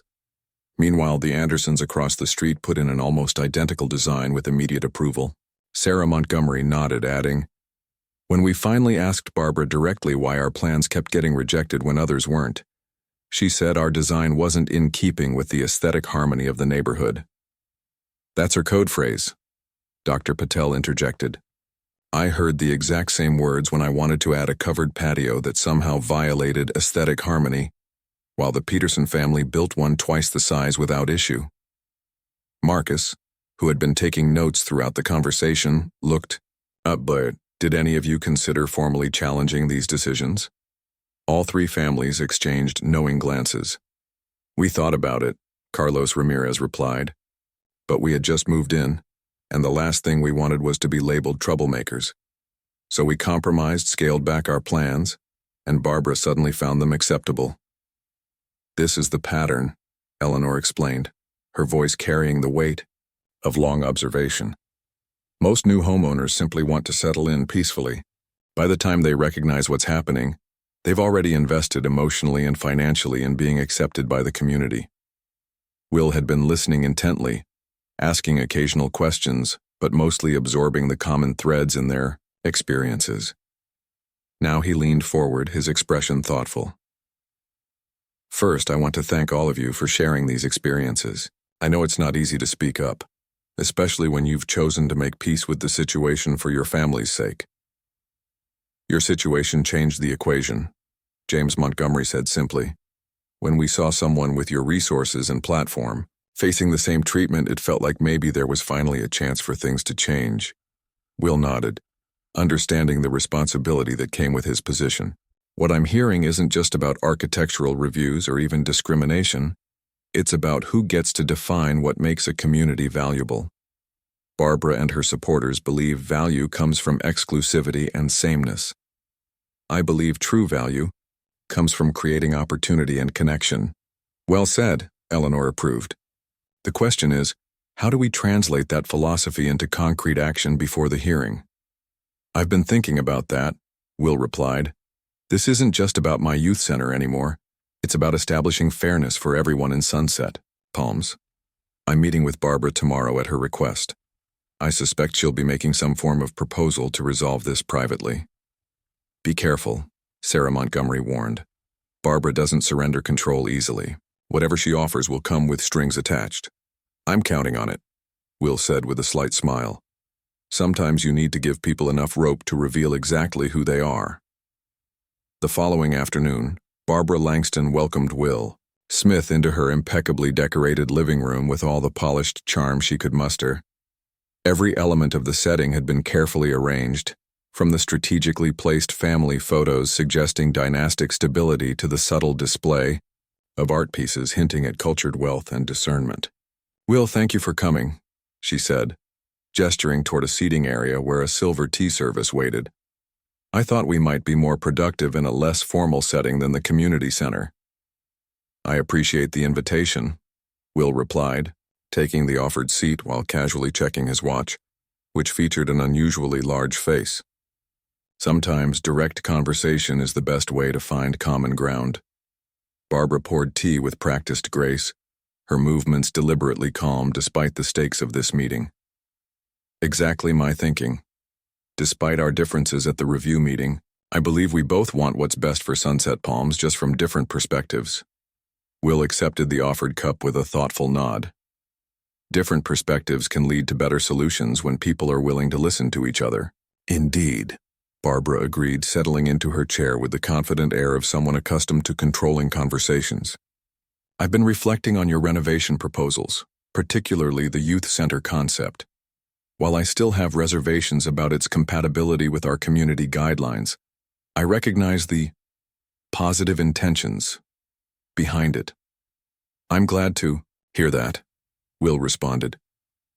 The center is an important part of my vision for the property. Barbara set down her cup, transitioning smoothly to her prepared position. Vision is important, but so is practicality. The reality is that your plans, as currently designed, will face significant opposition at the formal hearing, not just from me, but from many longtime residents concerned about precedent and community impact. Based on what I've heard, not everyone shares those concerns, Will noted. In fact, several residents have expressed enthusiastic support. Barbara's smile tightened almost imperceptibly. Social media popularity doesn't translate to formal approval processes. The architectural committee must consider long-term implications beyond current trends or celebrity influence. Of course, Will agreed neutrally, though I'd hope decisions would be based on the merits of the designs themselves rather than who submitted them. Barbara studied him for a moment before leaning forward slightly. Will, may I call you Will? You and I are both pragmatic people who understand how the world really works. Official processes have their place, but successful individuals know when to explore alternative approaches that can satisfy all parties more efficiently. I'm listening, Will replied, his expression revealing nothing. Barbara set down her cup decisively. I believe I can help guide your renovation plans through approval with minimal modifications to the main residence portions. As for the youth center, there may be ways to reimagine it that would address community concerns while still achieving some of your philanthropic goals. What kind of reimagining did you have in mind? Will asked. Perhaps shifting from a physical center on your property to a foundation that supports existing programs elsewhere, Barbara suggested smoothly. You could still make a meaningful impact without disrupting the residential character of Sunset Palms. As a gesture of community, support residents like myself might even contribute to such an initiative. Will considered this for a moment. That's an interesting suggestion, though it doesn't align with my vision of creating a direct connection between privilege and opportunity. Barbara's expression shifted slightly, recognizing his resistance. Vision sometimes requires flexibility, Will. The path of least resistance often leads to faster results. And what exactly would this path of least resistance involve? Will asked directly. Barbara set her teacup down and leaned forward, lowering her voice, though they were alone in the house. As someone who has guided Sunset Palms development, for 15 years I have significant influence with the board and architectural committee. I also provide private consulting services to residents navigating our approval processes. Consulting services, Will repeated, his tone neutral. Precisely, Barbara confirmed with a satisfied smile, sensing his understanding. For a reasonable consulting fee, say $200,000, I could ensure your renovation plans receive the proper contextualization and support needed for approval. The main residence renovations would proceed virtually unchanged, while we would work together to modify the youth center portion to something more palatable to the community. Will raised an eyebrow. That's a substantial consulting fee. Consider it an investment in community harmony, Barbara replied smoothly. Far less expensive than prolonged architectural revisions, legal consultations, or the opportunity cost of construction delays, not to mention the value of avoiding continued public controversy. To be clear, Will said carefully. You're proposing that in exchange for this payment to you personally, you would use your influence to ensure approval of my renovations, minus the youth center as currently designed. Barbara's smile remained fixed, though something flickered in her eyes at his direct phrasing. I'm offering my professional expertise in navigating complex community dynamics. The payment would be structured as a consulting retainer to my private LLC, completely separate from my volunteer HOA position. Of course, Will nodded understanding. And have other residents utilized these consulting services successfully? Several, Barbara confirmed, relaxing slightly at his apparent acceptance. Though naturally, such arrangements are kept confidential. Discretion benefits everyone involved. Will appeared to consider the proposal thoughtfully. Assuming I were interested, how would this process work practically? Timing, payment structure, guarantees? Barbara leaned forward eagerly, sensing a potential resolution to her financial pressures. I would require the full payment up front, given the comprehensive nature of the services. Once received, I would immediately begin reframing discussions with key board members. By the hearing date, sufficient support would be secured to approve your modified plans. And what guarantees would I have that this influence would be effective? Will pressed. My track record speaks for itself, Barbara replied confidently. As treasurer and founding member of the architectural committee, my recommendations carry significant weight. When I support a proposal, it has never been rejected. Will nodded slowly. That is quite a track record. Indeed, Barbara said with evident satisfaction. So, do we have an understanding? I can have the consulting agreement drawn up immediately. Will checked his watch again before responding. This is certainly a straightforward solution to the current situation. Before I commit, I'd like to think about it overnight. There are a few details I'd need to arrange regarding the funds. Barbara's smile faltered slightly. Time is somewhat pressing given the upcoming hearing. I have other commitments that would require me to focus attention elsewhere if we don't proceed quickly. I understand, Will assured her. But a decision of this magnitude deserves proper consideration. I'll give you my answer by tomorrow morning. Barbara studied him for a moment before nodding reluctantly. Very well. I appreciate directness in business matters, Will. I think we understand each other perfectly. As Will rose to leave, he extended his hand. Thank you for the tea and the candid conversation, Barbara. It's always valuable to understand all available options. Once the door closed behind him, Barbara allowed herself a moment of triumph. Despite his caution, Smith had clearly understood the arrangement.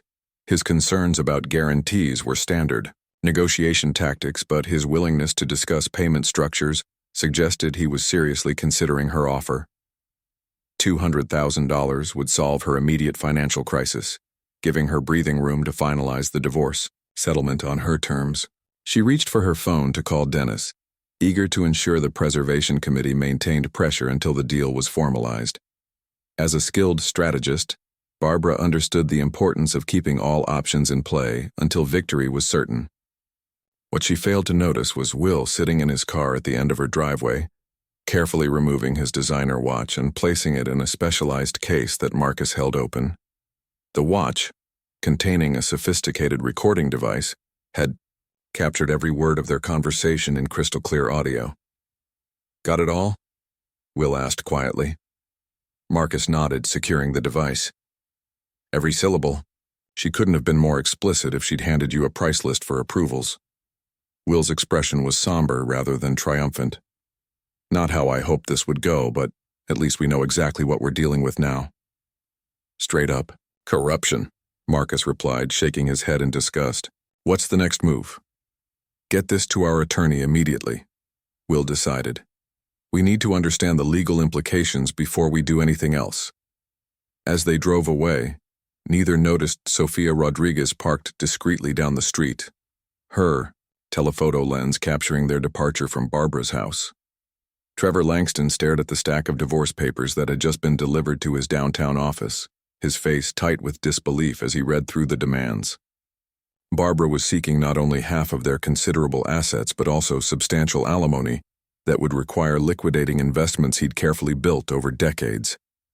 She can't possibly expect this to hold up in court, he muttered to himself, flipping through pages of increasingly outrageous financial demands. His assistant knocked softly before entering with a concerned expression. "Mr. Langston, there's a reporter on line 2 asking for comment about the Sunset Palms HOA situation. A Sofia Rodriguez from the Tribune." Trevor's brow furrowed. "How did she get this number?" "She didn't say, but she mentioned it relates to both the HOA dispute and your pending divorce proceedings." Trevor stared at the blinking light on his phone for a long moment before reaching a decision. "Put her through," he said, his voice resigned. When Sophia's voice came through the speaker, it was professional but direct. "Mr. Langston, thank you for taking my call. I'm following up on some information regarding your wife's role in the Sunset Palms architectural review process." "Ex-wife, soon enough," Trevor corrected automatically. "What exactly are you looking for, Ms. Rodriguez?" "I've obtained records indicating unusual financial patterns coinciding with certain architectural approvals in Sunset Palms," Sophia explained carefully.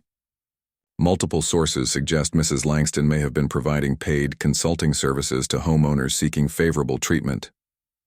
Trevor closed his eyes briefly, a mixture of emotions crossing his face. "And you're calling me because financial records show transfers from her consulting LLC to joint accounts you shared until recently," Sophia finished. "I wanted to give you an opportunity to comment before publishing." There was a long silence as Trevor considered his position. The divorce papers on his desk now took on a different significance, not just Barbara's greed, but perhaps an attempt to secure his silence through financial intimidation. "Mr. Langston?" Sophia prompted. "I'll need certain assurances before I comment," Trevor finally replied, his decision made. "But yes, I believe I can provide context for your investigation. When can we meet?" That evening, Eleanor Fairchild hosted another gathering in her elegant study, this time including Will, Marcus, the homeowners from their previous meeting, and 2 new additions, Sofia Rodriguez and, to everyone's surprise, Dennis Baker. The retired military officer sat stiffly at the edge of the group, clearly uncomfortable but resolute in his presence. "I want to be clear," he began before anyone could question him. "I'm here because I believe in process and integrity. What I've witnessed recently suggests neither is being honored." "What changed your mind, Dennis?" Eleanor asked gently. Dennis straightened, his military bearing more pronounced under stress. "Yesterday, I overheard Barbara discussing financial matters that suggested her opposition to Mr. Smith's plans may be motivated by factors beyond community standards. Then today she presented our group with a security report that, upon my further investigation, appears to have been fabricated by a non-existent consultant." Murmurs of surprise rippled through the room. "That tracks with what I've discovered," Sophia added, opening her laptop. "Public records show Barbara formed a consulting LLC 3 years ago, shortly after her husband's hedge fund began experiencing significant losses. Since then, at least 7 Sunset Palms residents have made substantial payments to this LLC, all coinciding with successful architectural approvals that had initially been rejected." Will nodded thoughtfully. "Which aligns with what Barbara proposed to me directly this afternoon." He glanced at Marcus, who placed a small device on the table. "With Will's permission, I'm going to play an excerpt from their conversation earlier today," Marcus explained, pressing play. Barbara's voice filled the room with crystal clarity. "For a reasonable consulting fee, say $200,000, I could ensure your renovation plans receive the proper contextualization and support needed for approval." Dennis's face hardened as the recording continued, documenting Barbara's explicit offer to influence the approval process in exchange for payment. When it ended, the room was silent for a moment before Dr. Patel spoke. "This goes beyond discrimination. This is corruption and extortion. The question is, what do we do with this information?" James Montgomery asked, looking around the room. "Barbara has powerful connections and community support. Coming forward individually has risks for all of us." "That's why we need to act collectively," Eleanor replied. "Separately, we're vulnerable. Together, we present a comprehensive pattern that cannot be dismissed." Dennis shifted uncomfortably. Many board members genuinely believe they're protecting community standards. They don't know about Barbara's side arrangements, which is why transparency is essential, Will said firmly. This isn't about my youth center anymore. It's about ensuring Sunset Palms operates with integrity going forward. Sophia closed her laptop decisively. I'm publishing a follow-up article tomorrow detailing the financial connections I've uncovered. With your recording and these testimonials, we can present irrefutable evidence of systematic corruption. Won't that just create more division? Carlos Ramirez asked hesitantly. We still have to live in this community after all this blows over. Eleanor's voice was gentle but firm. Sometimes healing requires lancing the wound first, Carlos. Sunset Palms cannot become truly inclusive until we address the rot at its foundation. Will looked around at the diverse group that had formed around a common cause. Unlikely allies brought together by the recognition that their individual experiences formed a pattern that demanded response. We've each faced Barbara's tactics. In isolation, he observed. That ends now. At the hearing, we present a united front with documented evidence. Not just for ourselves, but for everyone who's been silenced by the threat of exclusion. As the meeting concluded, Dennis approached Will privately. I need to resign from the Preservation Committee, he said quietly. I can't in good conscience continue supporting efforts I now recognize as prejudiced and potentially corrupt. Will studied the older man thoughtfully. Your presence on the committee might be more valuable than your resignation, Dennis. Sometimes, change happens from within. Dennis considered this, his military training on infiltration tactics surfacing in his thinking. You may be right. If I remain, I could perhaps redirect certain efforts. Exactly, Will confirmed. We need allies in every corner of Sunset Palms if real change is going to last beyond this one dispute. As attendees departed one by one, taking care not to leave as a group that might attract attention, Eleanor remained in her study with Will and Marcus. Barbara won't go down without a fight, she warned once they were alone. When cornered, she becomes particularly dangerous. I'm counting on it, Will replied, his expression resolute. Sometimes people need to see the true face of what they've been protecting before they're willing to change it. In the pre-dawn hours that followed, as Sunset Palms slept behind its secure gates, an anonymous email arrived in the inboxes of every resident. Attached were meticulously organized documents detailing 7 years of Barbara's selective enforcement against minority homeowners, alongside financial records tracing payments from residents to her consulting LLC and subsequent approvals. The email contained no personal commentary, just raw evidence presented with damning clarity.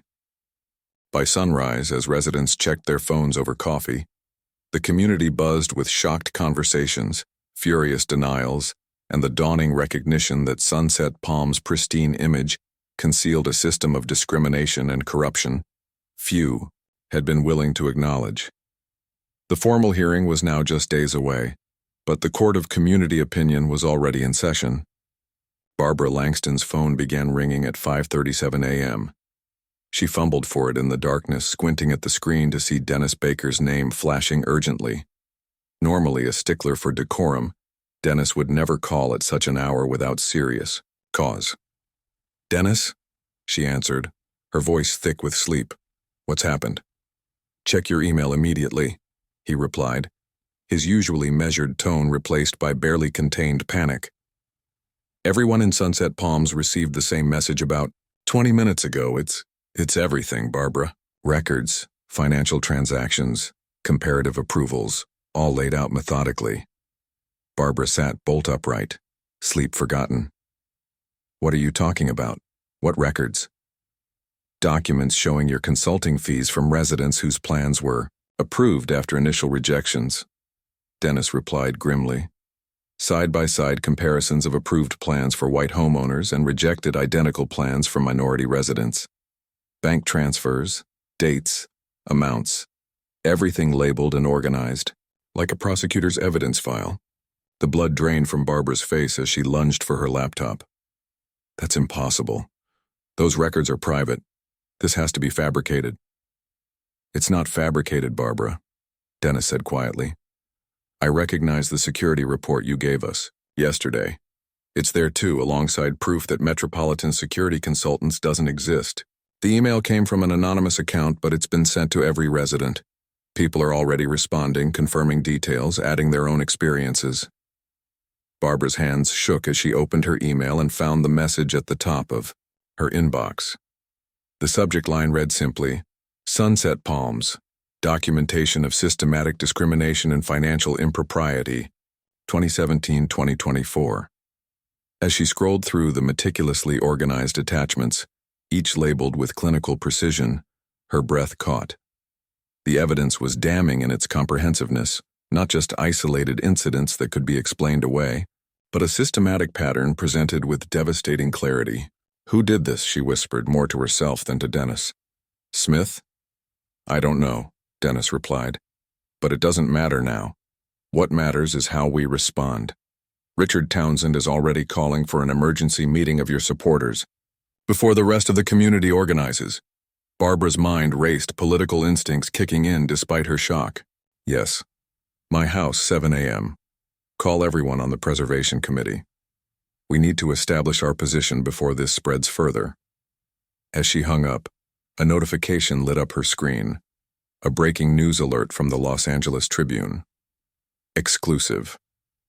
Documents reveal years of discriminatory practices in elite Bel Air community. Barbara stared at her phone in disbelief. The story had already reached the media. Stumbling to her bathroom, she splashed cold water on her face and stared at her reflection.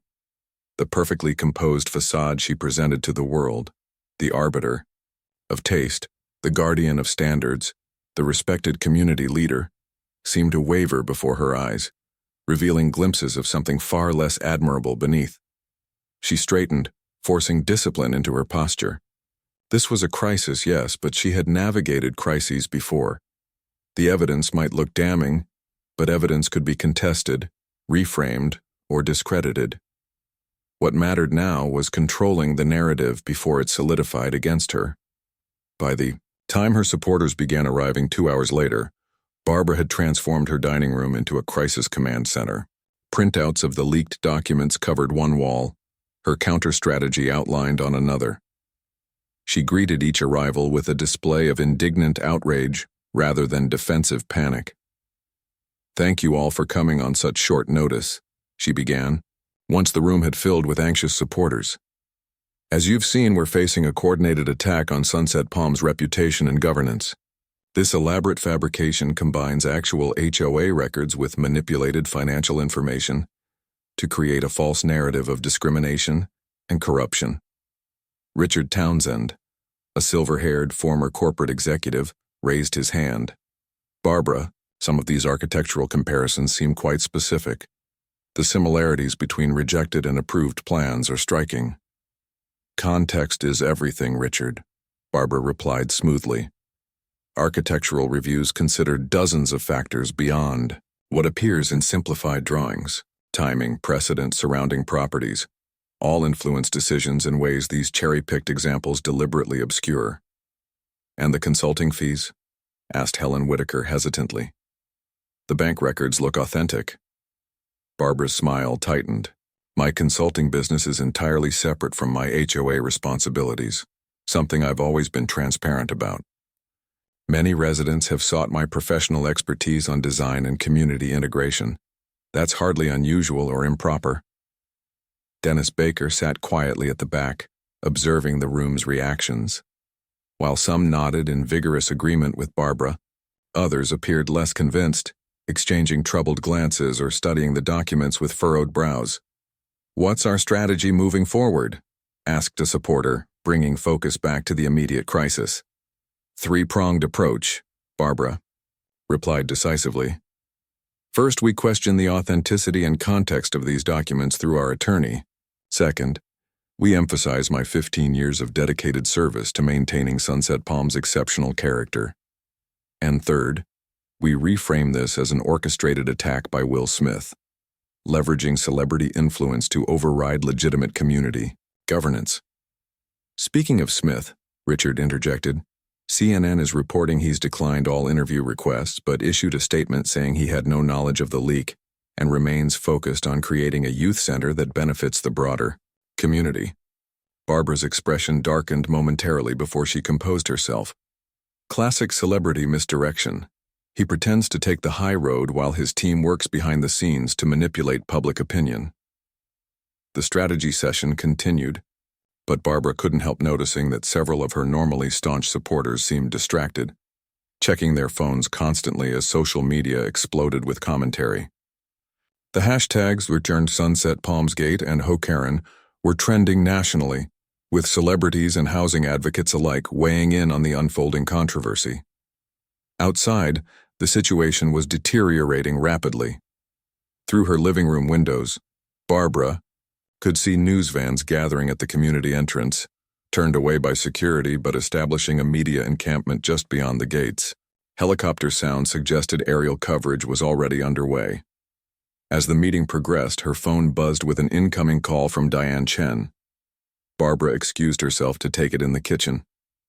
"Barbara, I've called an emergency board meeting for noon today," Diane said without preamble, her voice strained. "I'm receiving calls from residents demanding immediate action regarding these allegations."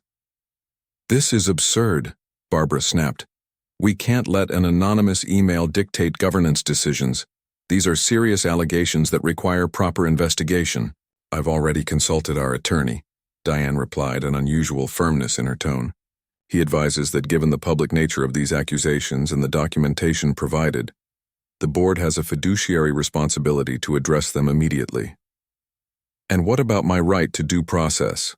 Barbara demanded. "These claims are being treated as fact before I've had any opportunity to respond formally. That's precisely why we need the emergency meeting," Diane countered, "to establish a proper process for addressing the situation while protecting the community's interests." As Barbara ended the call, she noticed Dennis standing in the doorway, having overheard the exchange. "The board meeting will be a firing squad," she said bitterly.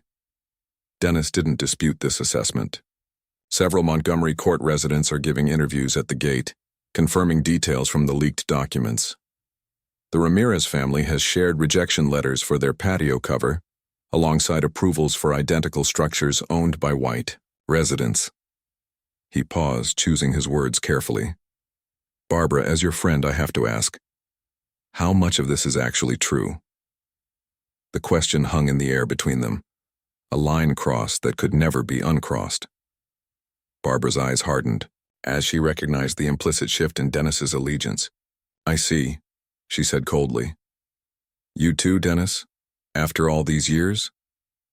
"This isn't about loyalty," he replied quietly. "It's about integrity. If even half of these allegations are accurate, we've been enforcing community standards in ways that violate our own principles. I need to know what I've been part of." Barbara's laugh was brittle. "What you've been part of is protecting one of the most desirable communities in Los Angeles from decline and devaluation. Everything I've done has been in service to that goal." Dennis studied her for a long moment.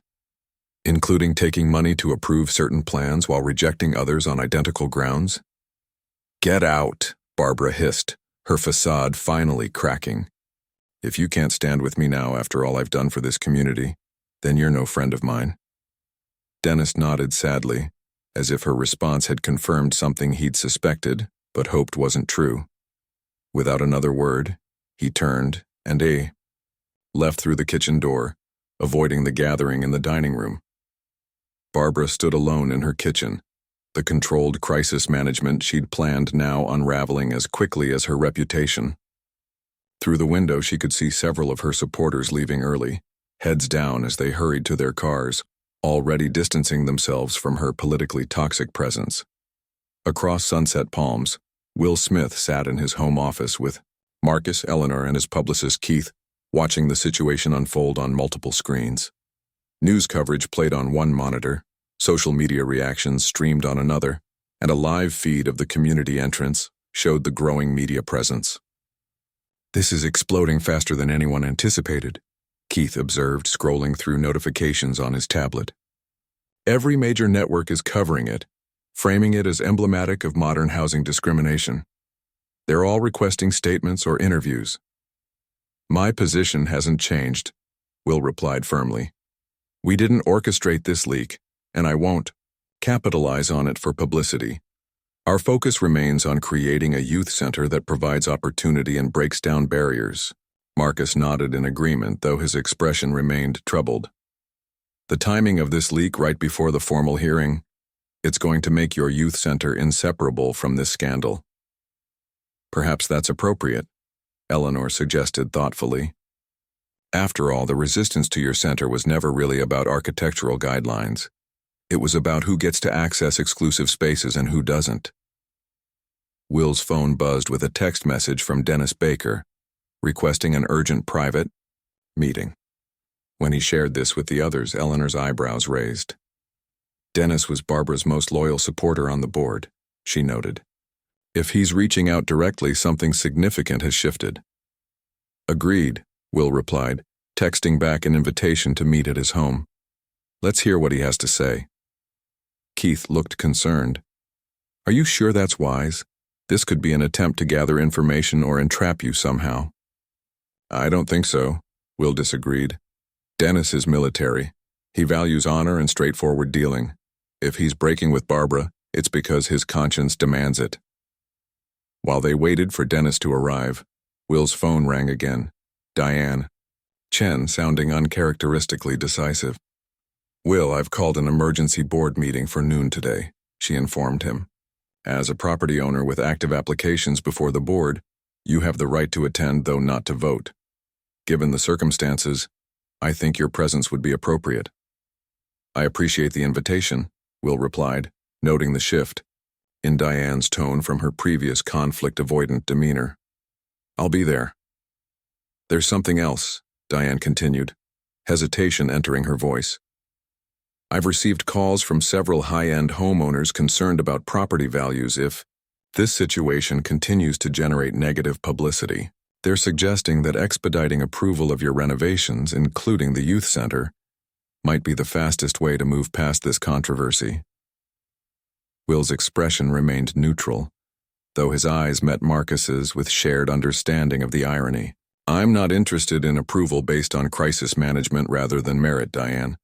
My plans should be evaluated on their actual compliance with reasonable community standards, not as a PR strategy. Of course, Diane agreed quickly. I just wanted you to be aware of the conversations happening. This has become complicated for many residents who genuinely care about Sunset Palm's future. After ending the call, Will turned to the others. The pressure's shifting. Now some residents want to approve the center just to make the scandal go away. That's not victory, Marcus said firmly. That's just another form of privilege. We want approval because it's the right thing to do, not because it's suddenly convenient for damage control. A knock at the door interrupted their discussion.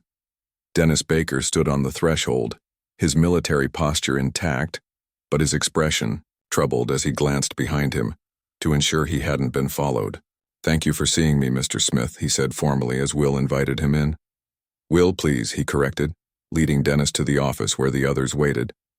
I believe you know Eleanor, and this is my architect Marcus Johnson and my publicist, Keith Mitchell. Dennis nodded acknowledgments before getting directly to the point. I've just come from Barbara's house. She organized a strategy session with her core supporters, but it's falling apart as more evidence emerges. He hesitated before continuing. I need to know. Did you organize this leak? No, Will answered truthfully. While we had gathered evidence of Barbara's discriminatory patterns, we planned to present it formally at the hearing. This anonymous release wasn't our doing. Dennis studied him carefully before nodding, apparently satisfied with Will's sincerity.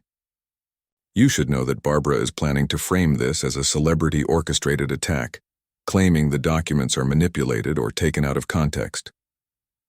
That's a difficult position to maintain given the comprehensiveness of the evidence, Eleanor observed.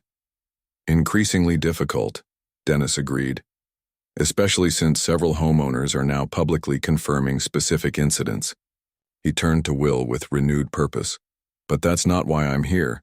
I came because I need to share what I've witnessed behind closed doors.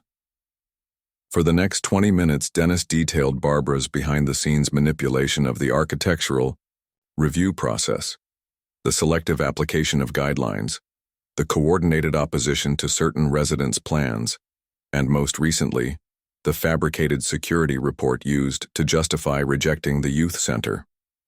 I believed we were maintaining community standards, Dennis concluded, his voice heavy with regret. I never questioned whether those standards themselves might be applied unfairly. Not until I overheard Barbara discussing financial arrangements. That suggested her motives weren't what she claimed.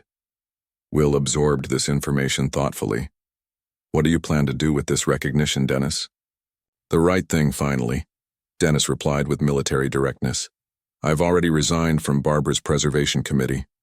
At the board meeting today, I intend to publicly acknowledge what I've witnessed and call for a complete review of all architectural decisions made during Barbara's tenure. Eleanor reached over to pat his hand gently. That takes considerable courage, Dennis. Not compared to the courage shown by those who spoke up while facing institutional resistance, Dennis replied, a new humility evident in his bearing. I'm simply doing what I should have done years ago, questioning authority that abuses its power, even when that authority aligns with my interests. After Dennis departed, the room was quiet for a moment, as each person absorbed the rapidly evolving situation. Well, Marcus finally said, it appears the dam has broken. What's our play here, Will? Will considered the question carefully. We stay focused on the youth center and the positive vision it represents. We acknowledge the broader issues of discrimination that have been revealed, but emphasize solutions rather than recriminations. He turned to Keith. Draft a statement that's clear but compassionate, acknowledging the pain many residents are feeling upon discovering these practices while offering a path forward through transparency and inclusion. Keith nodded, already typing notes. And interviews? CNN, MSNBC, and Fox have all requested exclusives. No interviews yet, Will decided. Let's see what happens at the board meeting first. This community needs space to process what's happening before I step further into the spotlight. As Keith stepped away to draft the statement, Eleanor regarded Will with approval. You're navigating this with remarkable grace, considering Barbara's attacks on your project were the catalyst for all of this. This was never just about my renovation, Will replied. From the moment Marcus and I encountered Barbara's selective enforcement, we recognized a pattern that affected many others without our resources to fight back. He smiled slightly. Though I admit, I didn't anticipate becoming the face of housing, discrimination reform in America's wealthiest communities. The role finds the person sometimes, Eleanor observed, just as Barbara became the face of exclusion through 1,000 small decisions that revealed her character over time. A notification on Marcus's phone interrupted their conversation. Sophia. Rodriguez requesting an urgent call. When Marcus put her on speaker, her voice carried a new urgency. Trevor Langston just provided me with complete bank records documenting Barbara's consulting fees. She reported without preamble. 7 years of payments from residents totaling over $3 million, all coinciding precisely with architectural approvals that had previously been rejected. He's going on record with a full statement about Barbara's scheme. Will exchanged glances with the others. That's a significant development. What prompted Trevor's decision? According to him, the divorce filing Barbara submitted yesterday demands financial support he can't provide without selling his business interests, Sophia explained. He claims she's been systematically hiding assets through her consulting LLC, while simultaneously attacking his financial position. Once he saw the leaked documents this morning, he decided to come forward with everything he knows. The final piece of the puzzle, Eleanor murmured. There's more, Sophia continued. Multiple national civil rights organizations are issuing statements characterizing Sunset Palms as exemplifying modern redlining through selective enforcement. They're calling for investigations into similar practices in other exclusive communities, nationwide. After the call ended, Will stood by the window, watching the media helicopters circling above Sunset Palms' manicured streets. What had begun as a personal project to create opportunities for young people had unexpectedly lifted the veil on systemic issues that extended far beyond one community's boundaries. You know, Marcus said, joining him at the window, when we first submitted those renovation plans, I told you Barbara would fight the youth center because it threatened her control. I had no idea how right I was, or how far-reaching the consequences would be. Neither did I, Will admitted. But now that it's happening, we have a responsibility to ensure something positive comes from it. Not just for Sunset Palms, but for all the communities where these invisible barriers exist. By noon, the Sunset Palms Community Center was surrounded by residents, media, and even protesters holding signs denouncing housing discrimination. Inside, the boardroom had filled to capacity 30 minutes before the emergency meeting was scheduled to begin. Diane Chen sat at the center of the board table, her usual calm professionalism strained but intact, as she arranged materials for the unprecedented session. Barbara arrived flanked by her remaining supporters, her chin raised defiantly despite the whispers that followed her progress to her customary seat. Will entered shortly after with Marcus, both men acknowledging greetings from residents who now approached them openly, some even apologizing for not supporting them earlier. Eleanor Fairchild made perhaps the most dramatic entrance, walking slowly with her cane but radiating quiet dignity as younger residents respectfully made way for her. Rather than taking her usual seat near the back, she moved to the front row, sending a clear message about where she stood in the unfolding drama. Trevor Langston slipped in just as the meeting was called to order, taking a position against the wall where he could observe Barbara without being immediately noticed. When she finally spotted him, the blood drained from her face momentarily, before she recovered her composure with visible effort.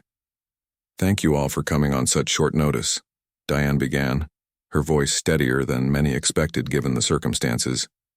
"As you're aware, serious allegations have emerged regarding our architectural review process and potential financial improprieties. The board has called this emergency meeting to address these concerns transparently and establish a path forward for our community." Barbara immediately raised her hand. "Point of order, Diane. As treasurer and architectural committee chair, I should be permitted to address these defamatory claims before any other business proceeds." Diane hesitated, her conflict-avoidant nature briefly resurfacing before she straightened her shoulders with newfound resolve. "You'll have an opportunity to respond, Barbara, but first we need to establish the facts as currently understood. Our community attorney will outline the allegations and evidence that has been presented." As the attorney methodically reviewed the leaked documents, projected now on a screen for all to see, Barbara's expression hardened. The clinical presentation of side-by-side architectural decisions, financial transfers, and witness statements built an overwhelming case that even her most loyal supporters found difficult to dismiss. When Barbara finally received her opportunity to speak, her voice vibrated with barely controlled fury. "What we're witnessing today is nothing less than character assassination based on manipulated evidence and selective interpretation. My consulting business has always been separate from my HOA responsibilities, a distinction these anonymous leakers deliberately obscure to create a false narrative." She turned to face the gathered residents directly. "For 15 years, I have devoted countless voluntary hours to maintaining Sunset Palms' exceptional quality of life. I've made difficult decisions to protect our community standards against trends that would diminish what makes this place special. And now I'm being vilified by those who want to transform our residential haven into something unrecognizable." Her gaze fixed on Will. Mr. Smith arrived with celebrity privilege and Hollywood connections, assuming our long-established guidelines wouldn't apply to him. When faced with the same review process as any other resident, he chose to leverage his public platform and media relationships to override community governance. Will remained impassive, neither defending himself nor reacting to the accusation. Barbara continued, her voice rising with emotion. "The minority homeowners now claiming discrimination have conveniently forgotten the technical reasons their original submissions failed to meet guidelines. Architecture isn't about race. It's about compliance with established standards. Their revised plans were approved when they actually met those standards just like anyone else's." From his position against the wall, Trevor Langston cleared his throat loudly. All eyes turned to him as he stepped forward. "That's not true, Barbara," he said clearly. "And you know it." He approached the board table, placing a folder before Diane.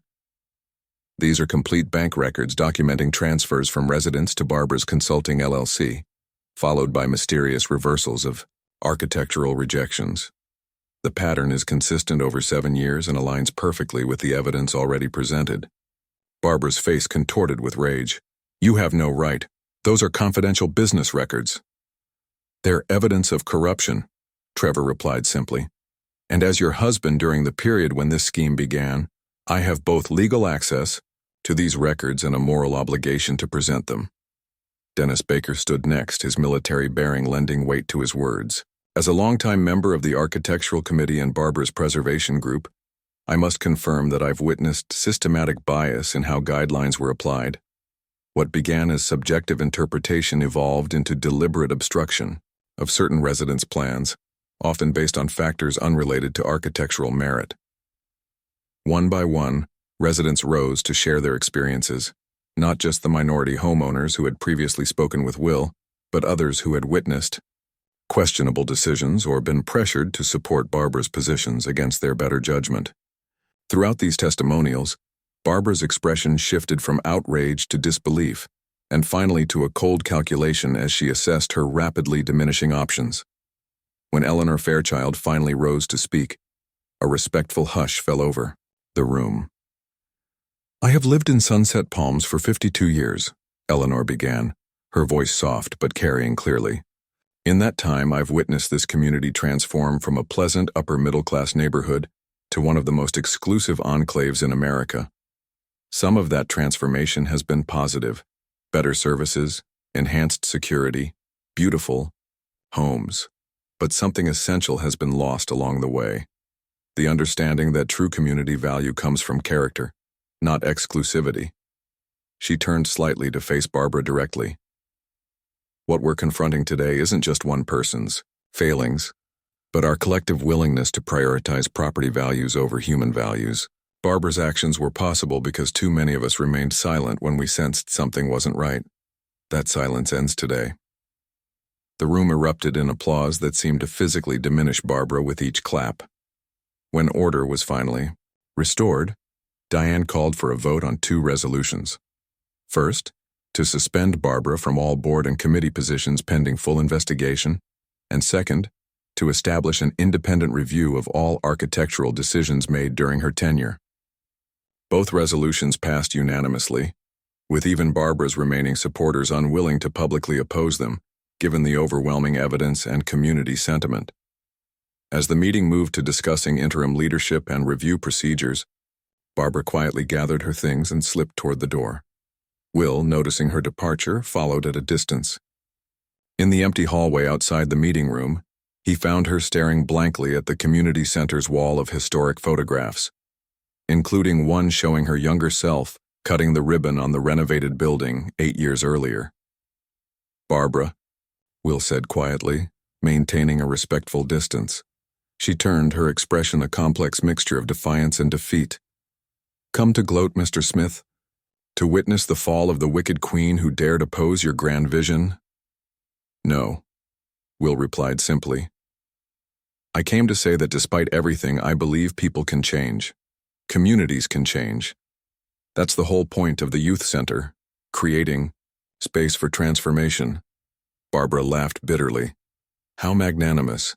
You've destroyed my reputation, my position in this community, probably my finances once the lawsuits start flying, and now you offer philosophical platitudes about transformation. I didn't destroy anything, Barbara, Will corrected gently. Choices have consequences. Yours are catching up with you just as mine have throughout my life.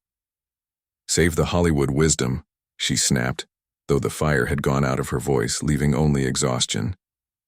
You have no idea what it took to build what I built here. To transform this community into something exceptional. Every decision I made was to protect that vision. I believe you, Will said, surprising her. The tragedy is that you could have built something even more exceptional by bringing people together instead of keeping them out. Talent, creativity, potential, they exist everywhere, not just behind gates. Barbara studied him for a long moment. You really believe that, don't you? That your youth center will somehow magically bridge worlds that have always been separate? Not magically, Will corrected. Through hard work, genuine opportunity, and the recognition that artificial barriers Diminish everyone, even those they supposedly protect.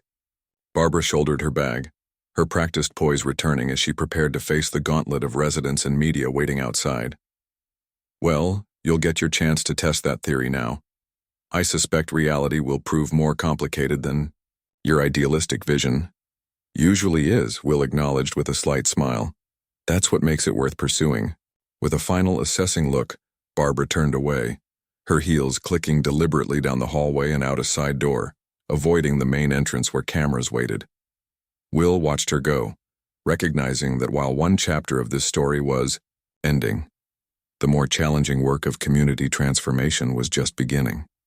When he returned to the meeting room, the discussion had shifted to the upcoming formal hearing, now reframed as an opportunity to establish new, transparent, architectural review processes while addressing Will's renovation plans as the first test case. Given the circumstances, Diane was saying, the board proposes expediting Mr. Smith's application through a special review that would, if I may, Will interrupted politely as he took his seat. While I appreciate the sentiment, I believe my plans should be evaluated through whatever new process the community establishes, not as an exception.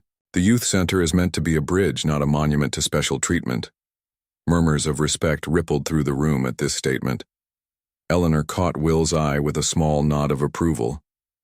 That's very principled, Mr. Smith, Diane acknowledged, clearly surprised. But the board feels a gesture of good faith is appropriate given recent revelations.